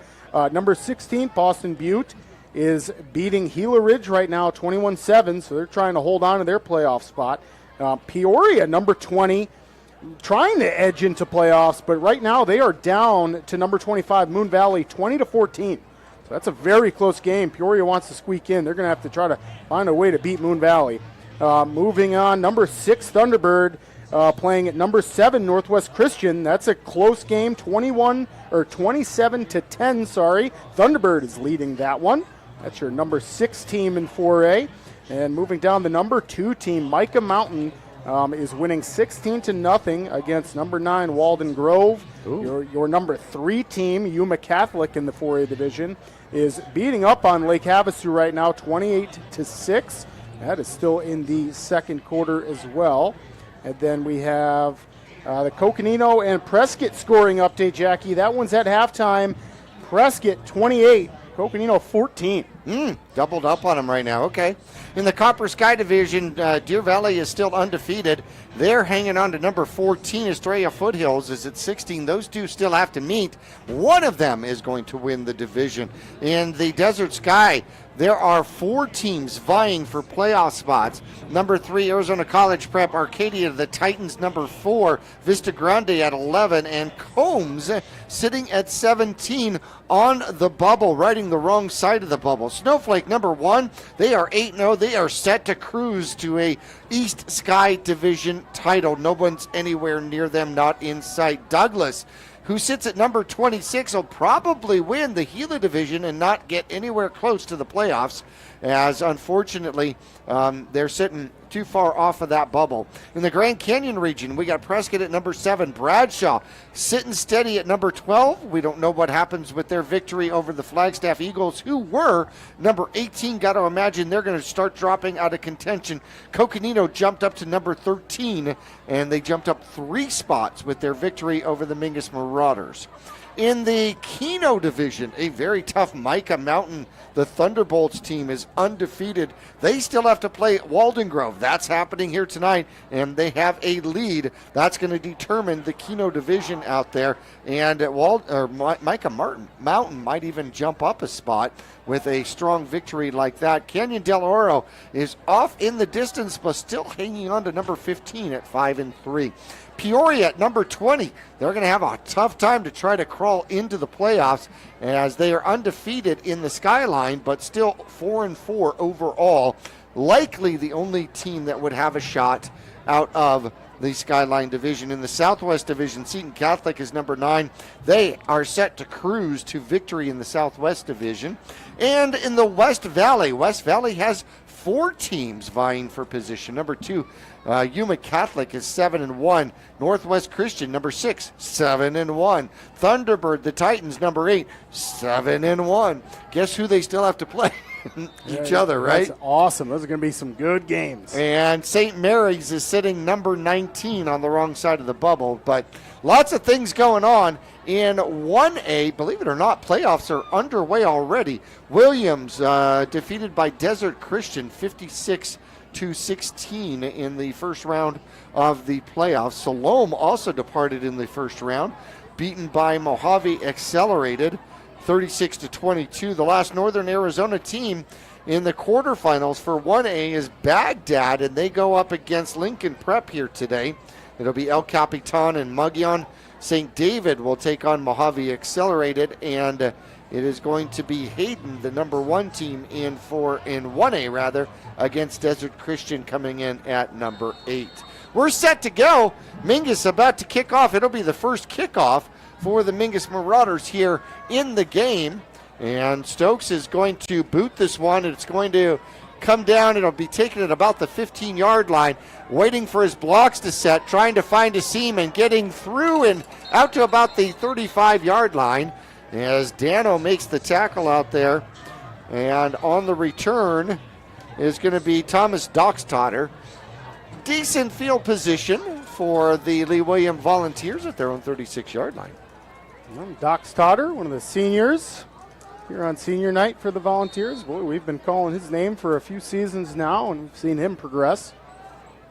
Very exciting stuff. And here we go, Jackie. Here's a huge chance for the Marauders defense. We talked about it in the halftime show. You got to come up with a big stop and find a way to get points on the board and make this a closer game. First half, Quinn has gone over 1,800 yards on the season, started the game with 1,688. He'll have 3 receivers to the near side, take the snap and hand it off. Up the middle goes Least, and Least gets to the line of scrimmage. A good tackle out there. I think that's Houseman in on the tackle, and no gain.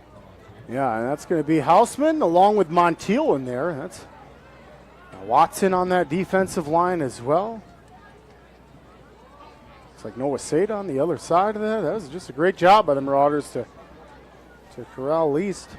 2nd and 10. Lee Williams goes to a different format.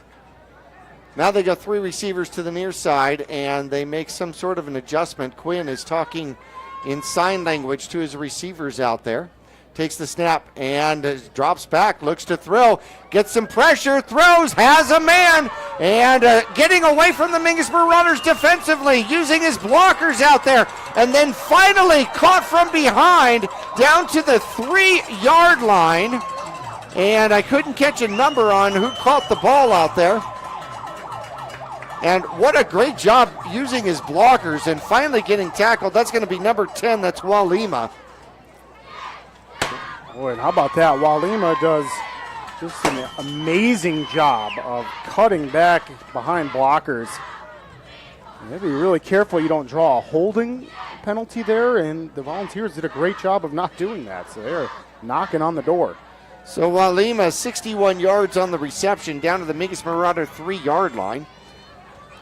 They take the snap and they hand it off. Least fights his way toward the end zone, gets an extra push, and into the end zone he goes for a rushing touchdown. That'll make it 27-0 over the Mingus Marauders.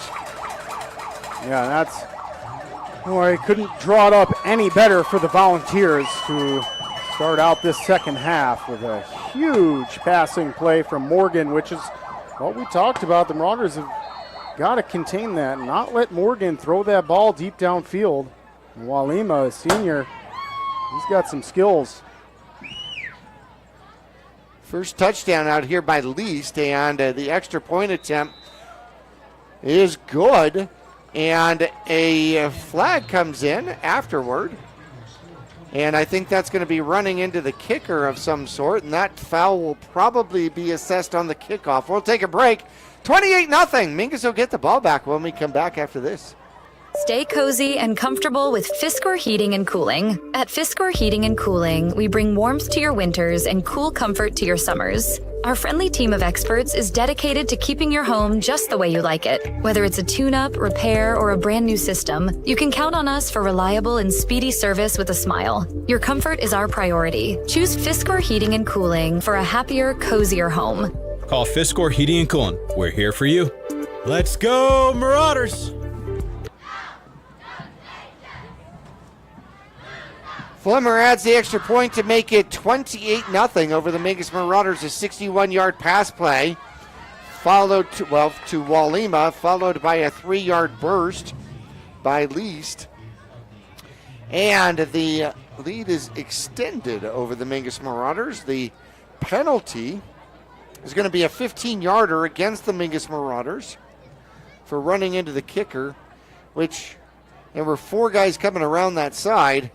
Somebody had to bump into somebody. And so that's going to give Lee Williams the opportunity to kick off at the Mingus Marauder 45-yard line. Now, do you onside from here, or do you try to put it in the end zone? Yeah, I'd be testing my kicker out, trying to get a touchback here. Let's see how far he can kick it. From the 45-yard line, he's going to kick it. He's going to kick it high. He's going to kick it deep. He's going to kick it into the end zone, and the extra boost of 15 yards helps, and Mingus will take the ball over at the 20. Yeah, and that's definitely the conservative play there. You got the penalty on the kickoff, which makes it a shorter field. It's hard enough for high school kickers to be getting touchbacks. So when you have the opportunity to get one, you move up. It's a wise decision. That'll obviously leave the Marauders with a full-length field. Lee Williams, obviously doing better in odd-numbered quarters. Did great in the first. I like that. And so far did great here in the third. Mingus' first possession here in the third. Chupp gets tackled from behind and pushes his way forward. That is an excellent effort for one. Yeah, how about that? Keep the legs going. All you young running backs out there, that's a great job. A play that there's just nothing there. It's potentially a tackle for loss, and Shane Chupp just keeps his legs moving, and by the time he hits the ground, he moves up a couple feet. 2nd and 9 are the Mingus Marauders. Stokes is back, and here comes yet another blitz. Mingus tries to run out of it. Chupp has a little bit more running room this time, and he is up and across for a first down as he gets near the 40. Needed 9, and it looks like he picked up either 18 or 19. Let's see where they put the ball. They're going to be 19. He just absolutely dragged. I don't have a number 33 on the roster for Lee Williams, but absolutely Shane Chupp just drags that defender. It's an awesome play. Mingus moves the chains, sitting at their own 39-yard line, and they hand it off again. Chupp up the middle, right-hand side.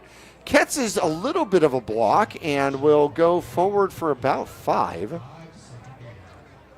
I'll tell you, the back of Shane Chupp's jersey is very strong because he's been a couple defenders just hanging on by it, and he's able to get upfield, and that thing is stretching out nicely. Watson comes out. Gets a breakout here, takes his helmet off. That'll be a huge loss to the offensive line. Here comes the blitz once again, and this one's going to be Stokes on the keeper. Faked the handoff, backed off, then went back forward to get 1. And that's a lot of work. That's going to end up being a very, very physical play out there for the Marauders. So Mingus has been all run on this drive. 8:25 left to go in quarter number 3. And there's the snap. This time, Mingus looks to throw, throws the ball, has a man on the near side. De La Haye dives for it, can't come up with it, and that's going to be a 4th and 4 from the 45-yard line. Do you have a choice? No, I don't think you have a choice. Right now, you've got to go for it. I mean, the playbook's wide open. It's 4th and manageable. So at this particular point, while Mingus is lining up to potentially punt, but Mingus actually went for it on a fake punt with 4th and 30 back in the second quarter. So now I don't trust any 4th down situation. Right, and that's how about that'll keep Lee Williams on their toes. Well, they have only one man back. That's going to be Toxdotter. Mingus is set up for the punt. Seda will come over to a near wing situation. There is the snap, a good snap. The punt is up, and the punt is going to bounce. It is picked up cleanly at about the 15-yard line. Trying to find a seam. He does find a seam, and off to the races he goes. And breaking a tackle, and nobody is going to catch him. That is going to be a punt return for a touchdown of 85 yards. And the extra point will put us into continuous clock against the Mingus Marauders.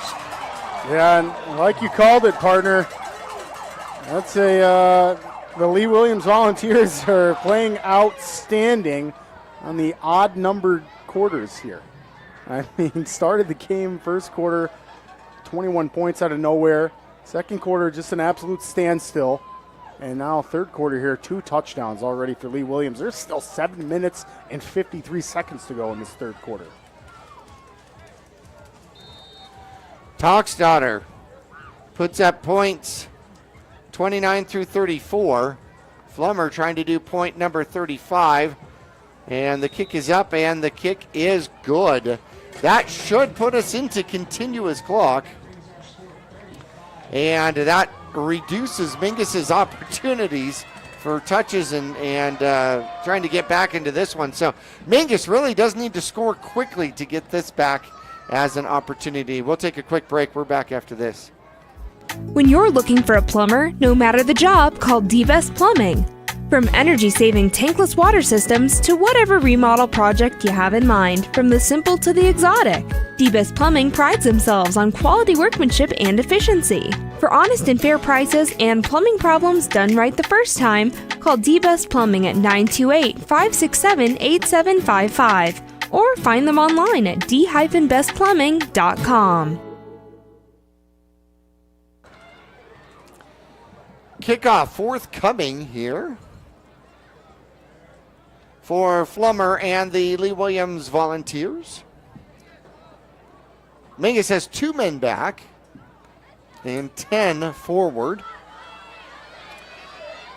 Almost, anticipating the onside kick, which has already been tried once by Lee Williams earlier in the game. And De La Haye and Stokes are begging for this thing to come back to them. They want an opportunity, and a run back here is certainly on the agenda for the Mingus Marauders. There's the kick. It's going to be fairly deep, and it'll be taken by Stokes at about his 5-yard line. Comes up, looks for a lane up the middle, does find a lane, and gets thrown around and gets out to the 30-yard line. Mingus will start there. And the clock didn't start. That's helpful. That is helpful when you're talking in terms of the comeback. Yes. It's going to give us some time. And so we could do a continuously stopped clock. That's right. Oh, there it goes. Oh, that's right.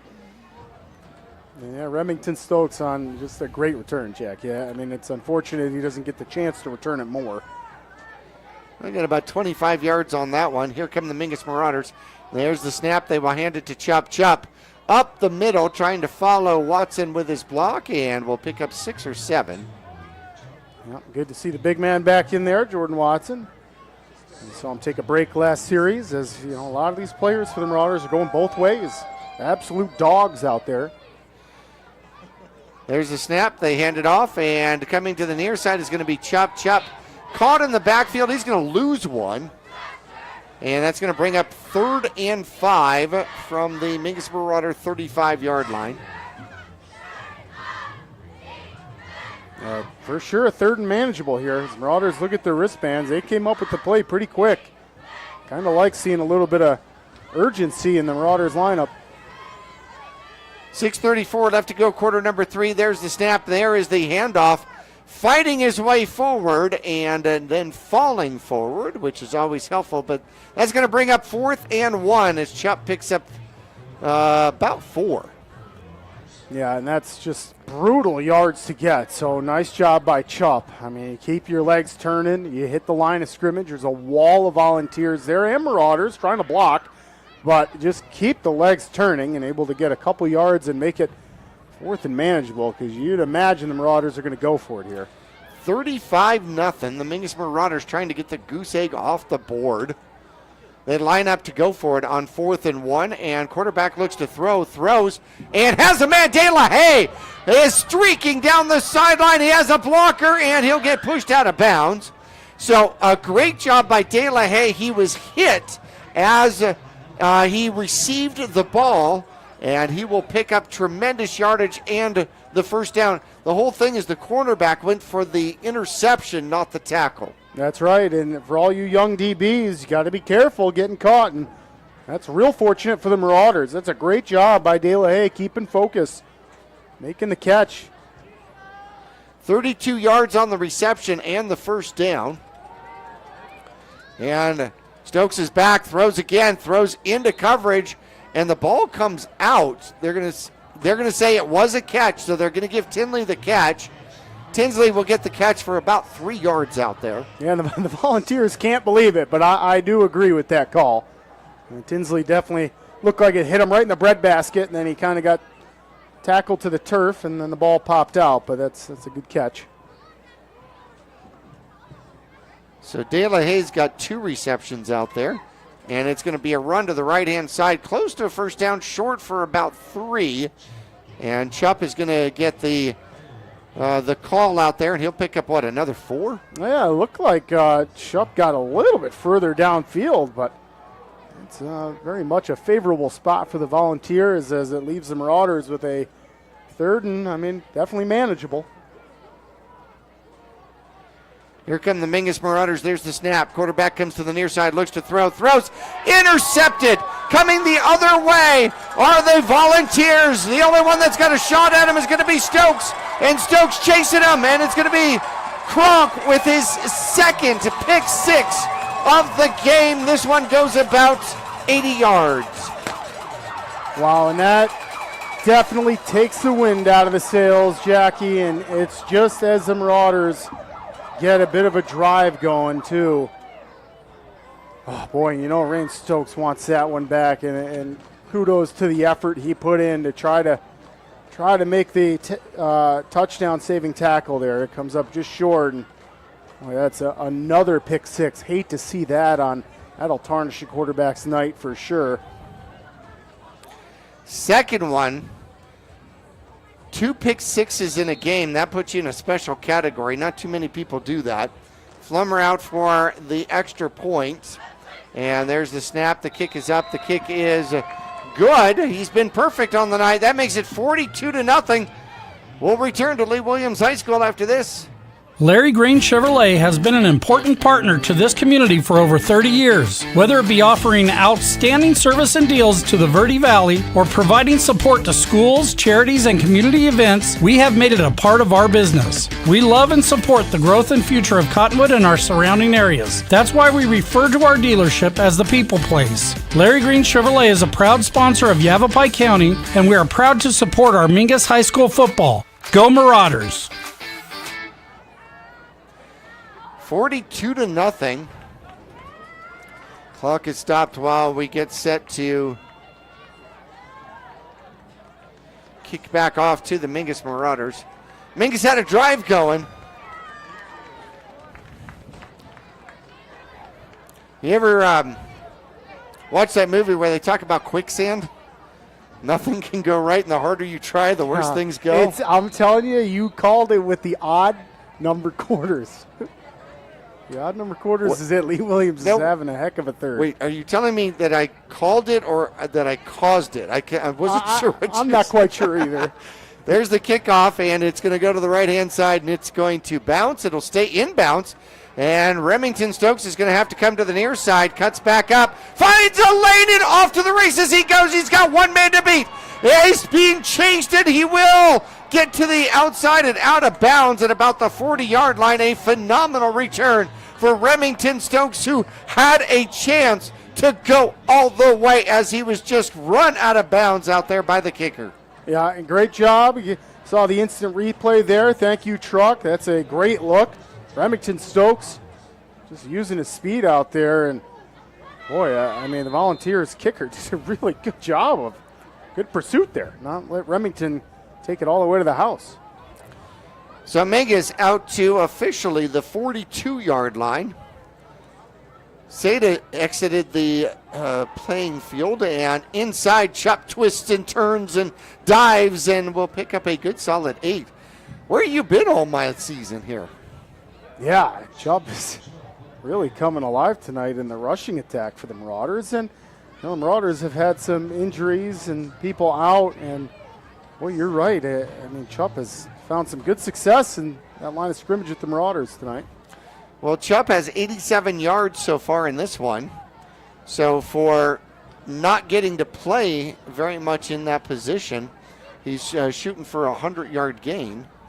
Oh, snap goes over Stokes. Stokes tries to lay on it. He actually tried to pick it up and then wisely was able to just lay on it. The snap went off him to the right. And the quicksand gets the Mingus Marauders once again. That'll be a loss of 10. Yeah, and that's the Volunteers defensive line, and showing really good sportsmanship at the end of that one too, Jackie. Number 72, Shane Miranda for the Volunteers, 6'3", 250 pounds. Quarterback's back, and Stokes gets spun around and then hit. And he'll get sacked again, second time in a row here. And that's going to bring up a 4th down for the Mingus Marauders in about 15 or 16. And that one is senior Kamula Parmenter for the Volunteers. Mingus set to go for it on 4th and about 15. Defense lined up off sides. They don't call that. Quarterback puts it up, throws a Hail Mary out there, and coming down with it is going to be Seda for the first down. And then he spins the ball, tries to spin the ball in natural grass. So 26 yards on the reception out there to Seda. As Stokes put that one up into a group of 3 Mingus Marauders and 5 Lee Williams Volunteers, and Seda somehow comes down with it. I want you rebounding on my basketball team, kid. Yeah, right. It's a great athletic play, good focus. Here go the Mingus Marauders. They're going to hand it up. Chup tries the left-hand side and shimmies his way through for about 3. And here's another drive. The Marauders offense is clicking on several different cylinders here. Through the air, Rain Stokes, he called a little bit of a prayer on that last one. But oh, my goodness. He found Seda. That's what's important. There's the snap. Stokes is back. He's got to get rid of it. Puts it up. Has a man wide open. It's Seda. He dives. And he's unable to keep it in possession here. He dives, and the ball, like 9 seconds later, pops out. That was cool. It did seem like it was delayed. Like maybe he did catch it and then just dropped it at the end. But obviously, ref saw that he never had full control of that one, and that one's incomplete. That one hurts, Jackie. We're going to take a timeout with that. We're going to take a break. We will return right after this.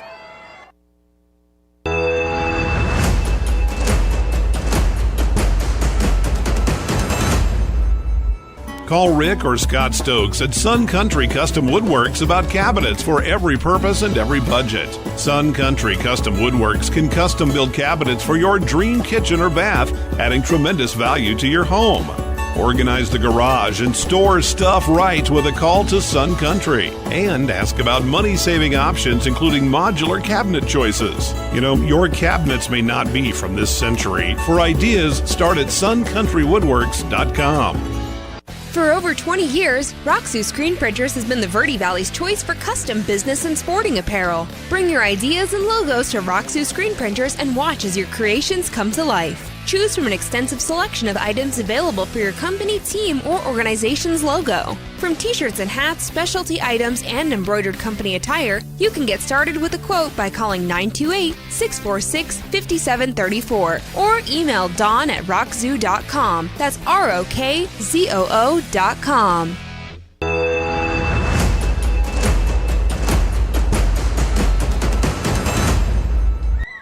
As we start the fourth quarter out here, Stokes steps back, takes the snap, has some trouble, throws it into the end zone, and is this one caught? I think they call it a touchdown. The Mingus Marauders get into the end zone out there, and I'm trying to catch a number on who caught that one. Is that De La Haye? Is that number 5? No, that's number 6. What an incredible play. Is that Robinson with the reception out there? Nonetheless. Yeah, that's amazing. Works out to be a 15-yard touchdown pass for the Mingus Marauders, and the goose egg finally disappears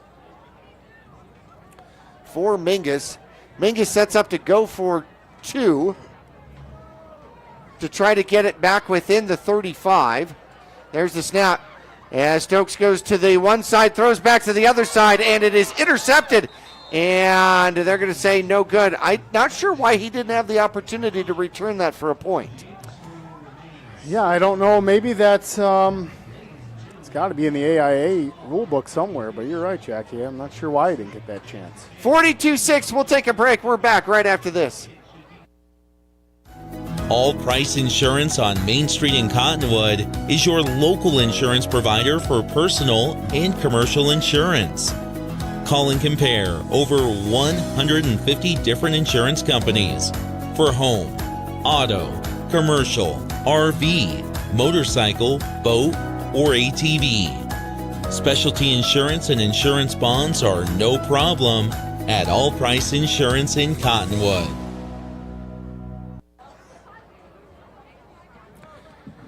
Well, Mingus gets the goose egg off the board.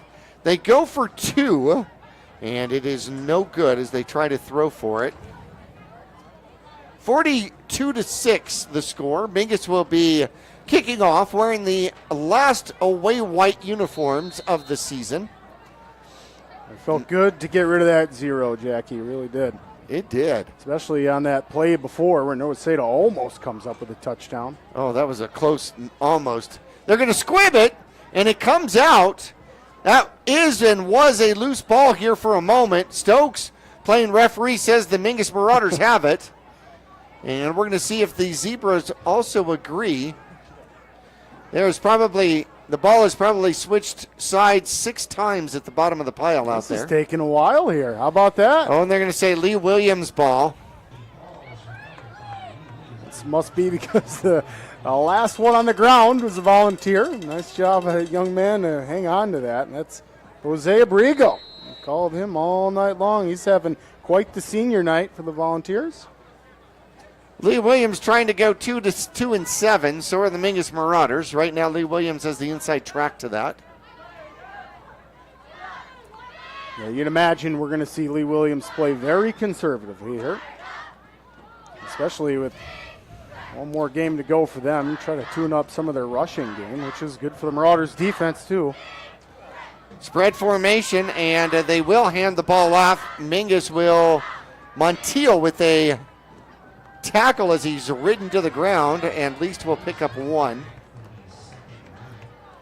And great to see Montiel in on a tackle, a big man for the Marauders. Again, a lot of these guys playing both ways. You see Cameron Houseman out there, Jordan Watson, he's taking a break right now. Montiel. Backus turns around to play nose guard after moving to center here today. Hopefully we'll get General Patton back next week. Final game for the Mingus Marauders is going to be at home against the Prescott Badgers. It'll be senior night. Finish up against the number 17. There's the snap, and it's going to be a pitch coming to the near side. Trying to outrace to the corner, and Mingus trying to fight for the ball. And, that is way out of bounds. And now there's extra pushing and shoving going on in a few words. And we are waiting for the flag. This is where it's supposed to be a flag. Yeah. And no flags thrown that I can see, but they are separating the teams. That particular tackle went way out of bounds. Yeah, that should have been a late hit, and that's on Demarius on the Marauders here. But that went uncalled, and that's why the Volunteers are having a little bit of an issue with that. Nothing too malicious. It was just a late hit out of bounds, and Demarius just rode him into the bench and took out a water boy at that, too. So a young water boy. Yep. So hopefully he is okay. And we are going to get a timeout on the field. I'm not sure who took the timeout. We're going to leave it here. But obviously this is probably a timeout talking about how you don't want to not play the last game of the season. That's right. I mean, absolutely. You're telling your guys right now to cool it. I mean, focus up. You got 8 minutes, 55 seconds left. You obviously want a clean end to the game.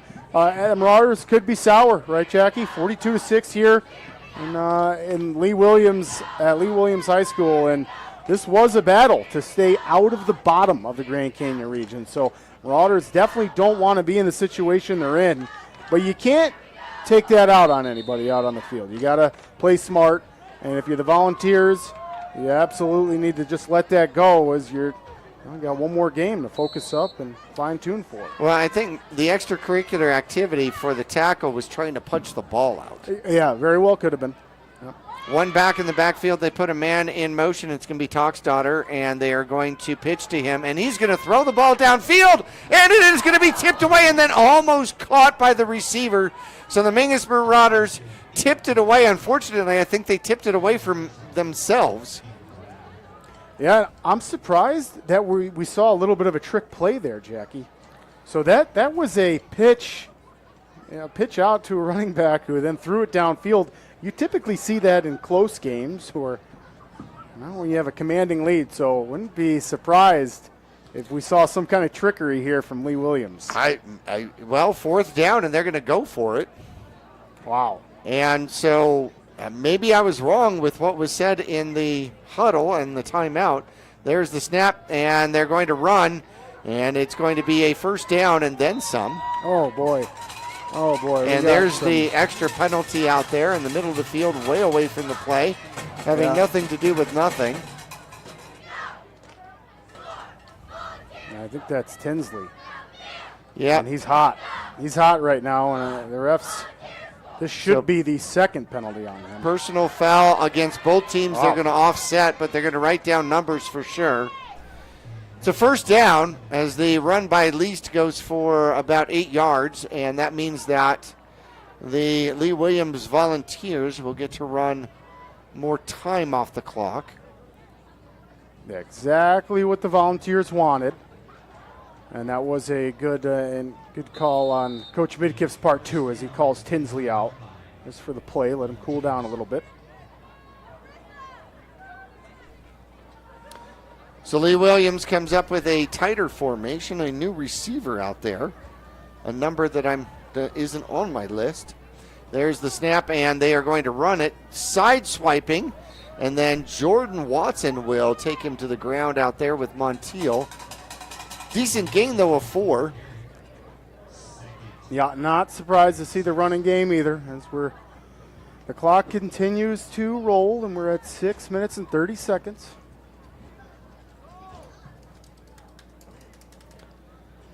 Spread formation, one back in the backfield, but that's normal for Lee Williams. 6:20 left to go in the game here. Continuous clock. There's the snap, and they're going to just push it forward. And getting the corner and then falling down is going to be Walima, and he does not get the first down. He slipped out there somewhere around the 33-yard line, and he'll pick up 3. Yeah, Walima wants that slip back. He could have very easily had that first down had he not slipped out of bounds, but fortunate for the Marauders, he did. 3rd and 3. Lee Williams has already shown that it's 4-down territory for them. That is an outfit right there. You see that chicken? That is a gigantic chicken. It's like a waving inflatable chicken. And all sorts of movement. And that's going to be a false start called by this one, that one, this one, this one, and that one. I think it was the chicken. I mean, really. That is a very large chicken costume. The head is inflated. It's got at least 3 or 4 foot of just empty chicken head. First penalty that counts against Lee Williams here in half number 2. Yeah, they cleaned it up in the second half. 3rd and 7 now from the Mingus Marauder 37-yard line. 5:15 left to go in the game. And Mingus showing blitz. There's the snap. They will hand it off as Least comes to the near side, and a pretty decent tackle out there as McLean and Stokes will get him. That's going to bring up a 4th and 4, and there is a flag coming from the back. Yeah, I wonder what this is going to be on. I mean, Montiel was kind of on the ground with one of the Volunteers, but again, it didn't look like anything malicious. It looked like maybe him and they're going to wave that. Oh, no, that's going to be on the Marauders. So that'll give an automatic first down, and Mingus might not see the ball again. Wow. With the continuous clock and 4:51 left to go. Last 2 penalties for the Mingus Marauders have unfortunately been 15-yard varieties. And Lee Williams will get the ball inside the red zone at the 18-yard line.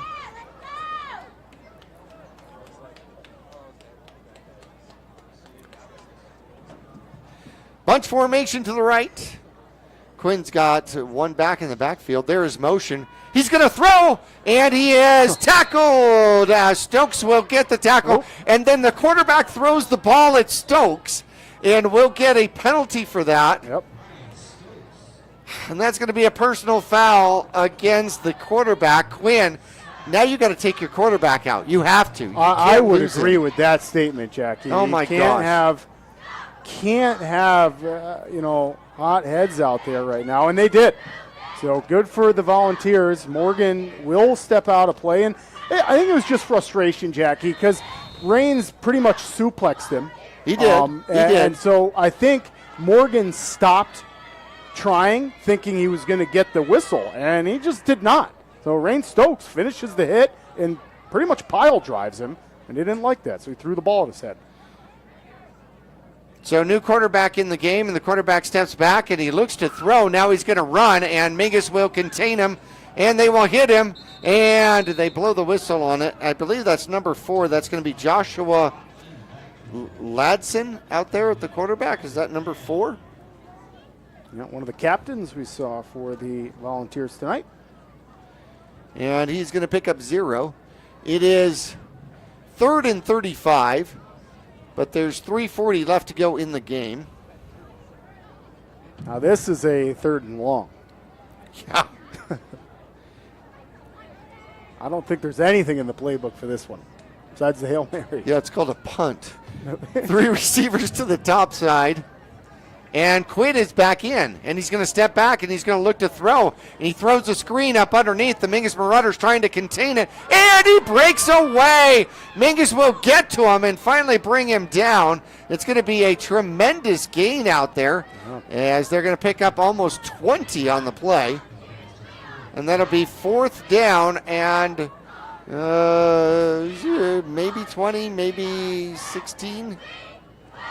As we see Morgan Quinn come out for the Volunteers. And we have a field goal. How about this, Jackie? Fine-tuning the field goal. Wow, okay.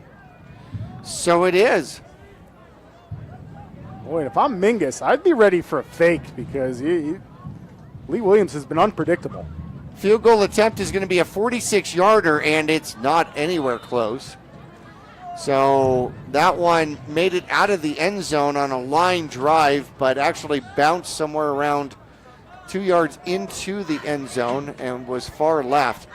So the score remains 42-6 with 2:20 left to go. And Mingus is going to get the ball back at the 20. Why punt at that point? You're going to kick it into the end zone anyway. So Mingus does get the ball back at the 20. We're going to go ahead and leave it here. Marauders one last chance, Jackie. They were able to get rid of that goose egg, but they got 2 minutes to move downfield and get some more points for Pride here. And out comes the flag. Let's see, it looks like maybe He's too many counting. men. And if that's on Lee Williams, that play should have been able to happen. Too many men on the field. Now we know why Lee Williams has been so good defensively. It's a good call. Maybe we should have been counting them out. Yeah, probably so. That is the 13th penalty for 108 yards, and here comes another flag. More counting going on out there. Somehow 30 seconds has come off the clock with 2 penalties. There's still too many people. Still too many people. Lee Williams obviously going through some substitutions here and some frustration from the crowd. So, first down for the Mingus Marauders. 1:45 left to go. Stokes is back, looks to throw, throws the ball up, has the receiver, and no flag on that one. That's going to be incomplete as we get down to 1:30 on the clock. Oh, that was really close. Almost able to connect with his brother. You saw the replay there. I mean, Remington was close. Looked like a tiny bit of contact there, but it's just a good battle between a wide receiver and defensive back. And I like to see it, Jackie. The Marauders taking some chances. I mean, you're down a whole bunch of points. Might as well try to get something else on the board. 1:10 left to go on the clock, and Stokes finds his way. Oh, he's going to throw another interception, and it is going to be Lodson as he tries the right-hand side. Mingus will get to him and finally take him down, but it is going to be intercepted out there by Joshua Lodson. And Mingus will give up the ball there with 50 seconds left to go, and Lee Williams should be able to just sit on the ball at this point. Yeah, I would. Everything in my conscience says that we will see a victory formation and a kneel down with 50 seconds left, and Lee Williams has a 42-6 lead. Then again, it might be a 4-9s. You just don't know nowadays. Oh, we definitely got this. Is for sure looking like victory formation. They do set up in the victory formation. They're trying to figure out what direction, and they don't call the penalty for movement. They had 6 players moving. Yeah, I think at this point they're just looking to wind down the clock. Because you're right, there's a couple linemen just it kind of looked like they were just having fun out there. Like they just stood up and they were air blocking, if you noticed. They were air blocking. Yes, okay. I do that on occasion. It's fun to do. It's fun to do with your dog, yeah. You air block them and they stay away. And the flip in the backfield. That How about that? That was impressive. Pretty incredible. It's a lot of energy. Especially that late in the game. That's Toxdotter that does the backward flip. And ladies and gentlemen, that's going to do it for us. They don't have to snap the ball again. 42-6, the Mingus Marauders fall to the Lee Williams Volunteers. We'll take a break, get into our postgame show coming up after this.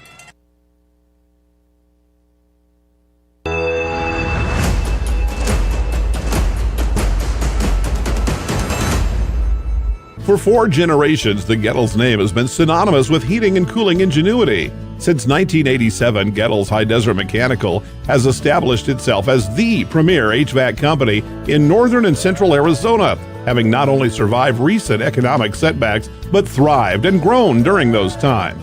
From sheet metal fabrication to equipment installation, and now comprehensive plumbing and drain services. From clogs to comfort, Gettles has you covered. Don't settle, get Gettles, and go Marauders. All Price Insurance on Main Street in Cottonwood is your local insurance provider for personal and commercial insurance. Call and compare over 150 different insurance companies for home, auto, commercial, RV, motorcycle, boat, or ATV. Specialty insurance and insurance bonds are no problem at All Price Insurance in Cottonwood. I'm Chris. And I'm Tandy, owners of Taylor Waste. We are homegrown in the Verde Valley and nearly your last local choice. We want to be your first choice for residential and small business garbage service. Get a free month service when you make the switch to Taylor Waste. And enjoy monthly service as low as $19 per month. Visit TaylorWaste.com for more information. Or to start service, call Taylor Waste at 649-2662. Taylor Waste, service tailored to your needs. Since 1925, Tiffany Construction has worked with developers and local and federal government to build, expand, and improve infrastructure, roads, drainage systems, and subdivisions. From concept to completion, the Tiffany Construction team provides a full complement of construction services and state-of-the-art delivery methods customized to fit your needs and budget. They're Arizona's longest tenured family-owned and operated civil contractor and proudly serving the Verde Valley since 1991. Tiffany Construction, knowledge and experience to bring your project to reality.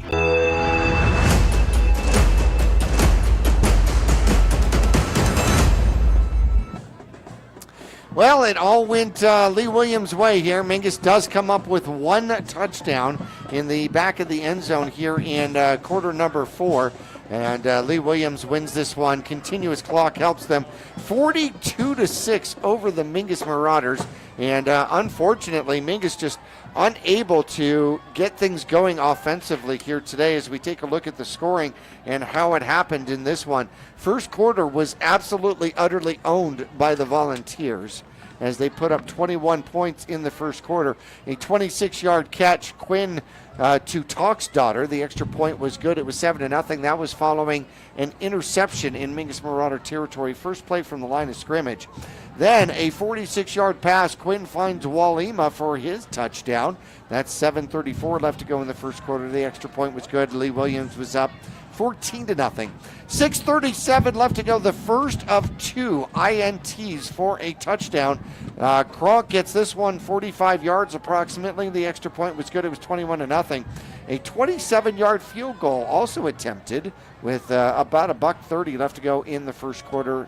No good. Off to the left. Second quarter action, a 3-yard run by Least. And actually, that was a third quarter action. There was no scoring in the second quarter. So 10:18 left to go in quarter number 3. And a 3-yard run by Least after a 61-yard pass play to Walima. And it was 28-0. And then pretty much the next potential play. That was loud. I think celebration pops for senior night. I have a feeling that was our crowd mic being dropped on the the roof of the press box here. There was no confetti. No, there was no confetti, but that one is still ringing in my ears. An 85-yard punt return out there by Toxdottir. With 7:53 left to go in quarter number 3, the extra point was good. That put us into continuous clock at 35-0. Then Kronk would get his second pick six. This one 80 yards, and the extra point was good. It was 42-0. 11:44 left to go. A 15-yard pass play. Stokes finds his receiver in the end zone, and that's number 6. And I'm wondering if that is one of the JV players that has come up for this particular game. I'd have to check on that. The 2-point conversion was no good. 42-0 here as the Lee Williams Volunteers on their senior night take care of business and will climb out of the basement of the Grand Canyon region. And Mingus has just had a couple of real tough weeks. 49-12 at Coconino, and now 42-6 here at Lee Williams. We'll take a break, go through some individual stats when we return after this.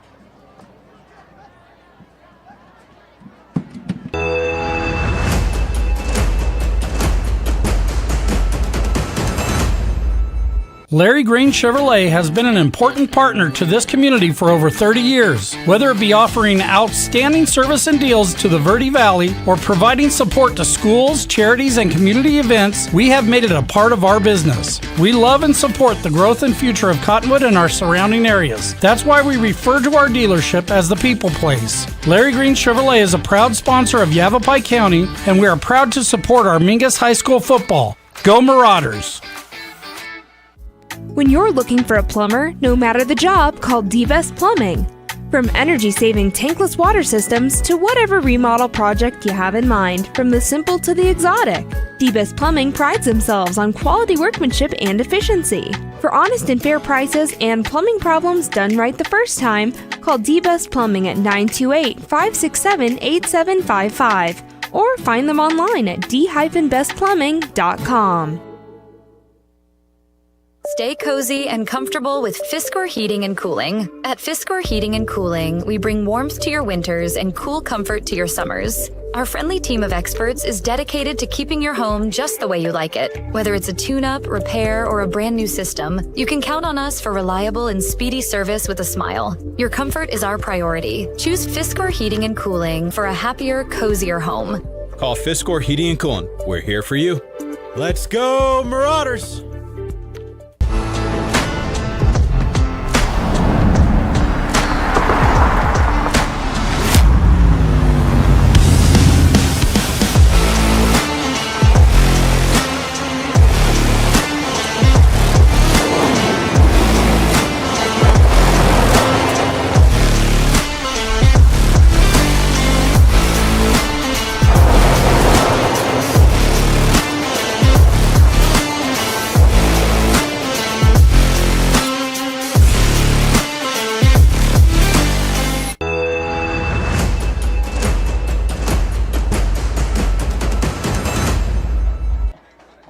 Back we are for postgame as the Lee Williams Volunteer Band departs the premises off to the left.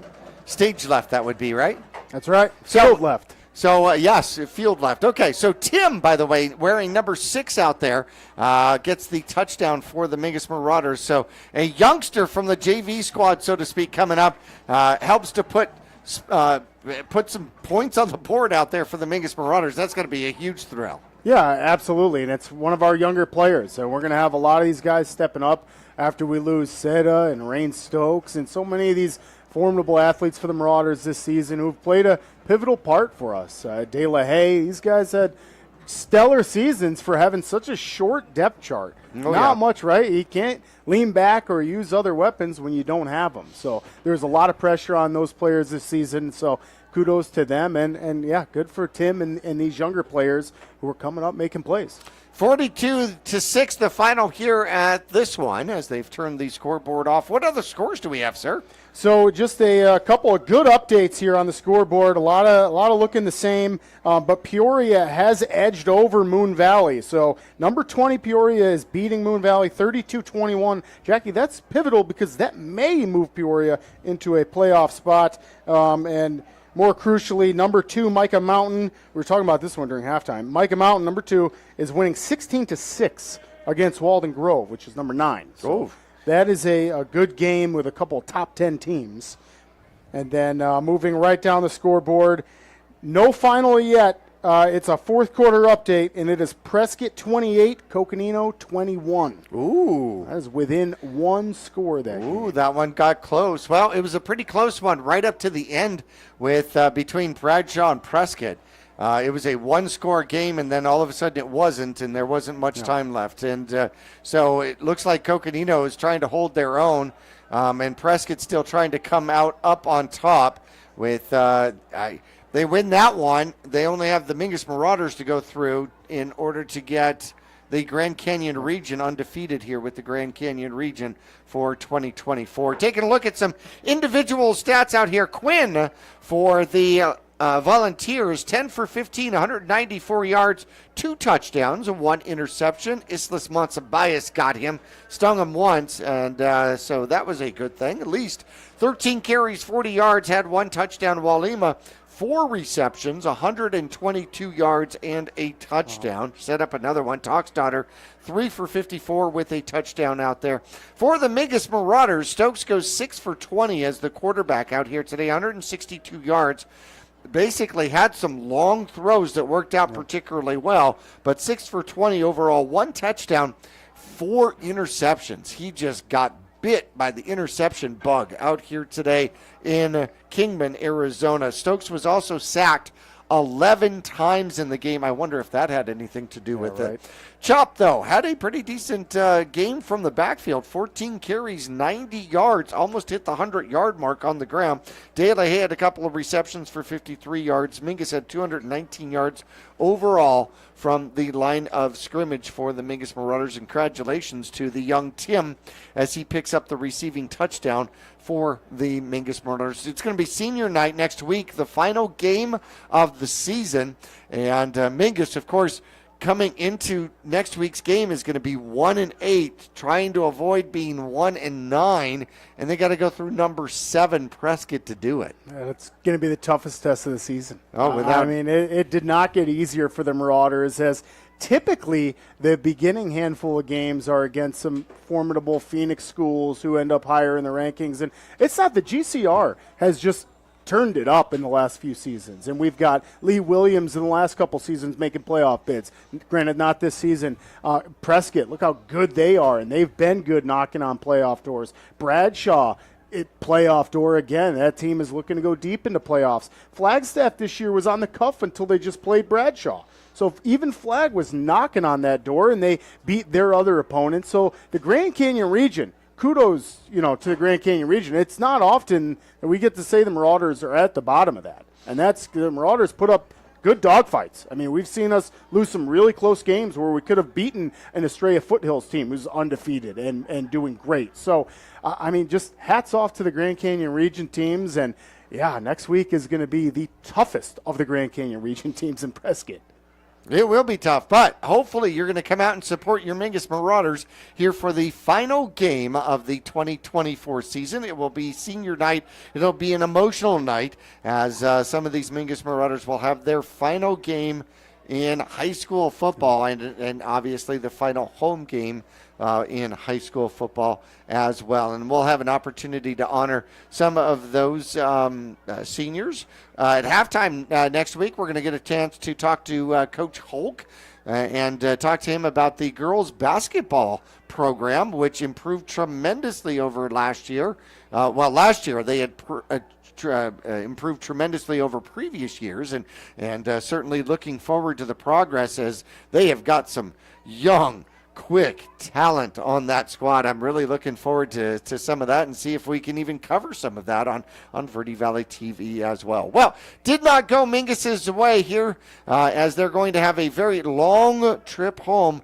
I swear, when you take a 4.5-hour trip bus ride, it's like 9 hours home if you lose. Am I right? Yeah, it's a long, long trip home. And, the Marauders were starting to lose their cool at the end of that game. Thankfully, Coach Midkiff was able to put that out. So players just got to get focused up and get ready for the toughest opponent of the season, our last game, and it's on senior night too, so a lot of pressure next week, and Mingus is playing spoiler at this point. Yeah, that's what they've got left.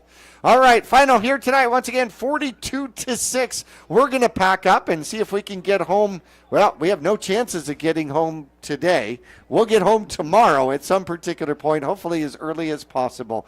For Nick Yatsenko, I'm Jackie Bessler. I want to thank Sam and Mike in the truck keeping us on with our producing, as well as our camera people, Raphael, Tristan, and Tishan making the trip with us out here. So from Kingman, Arizona, I'm going to bid one and all a fabulous night.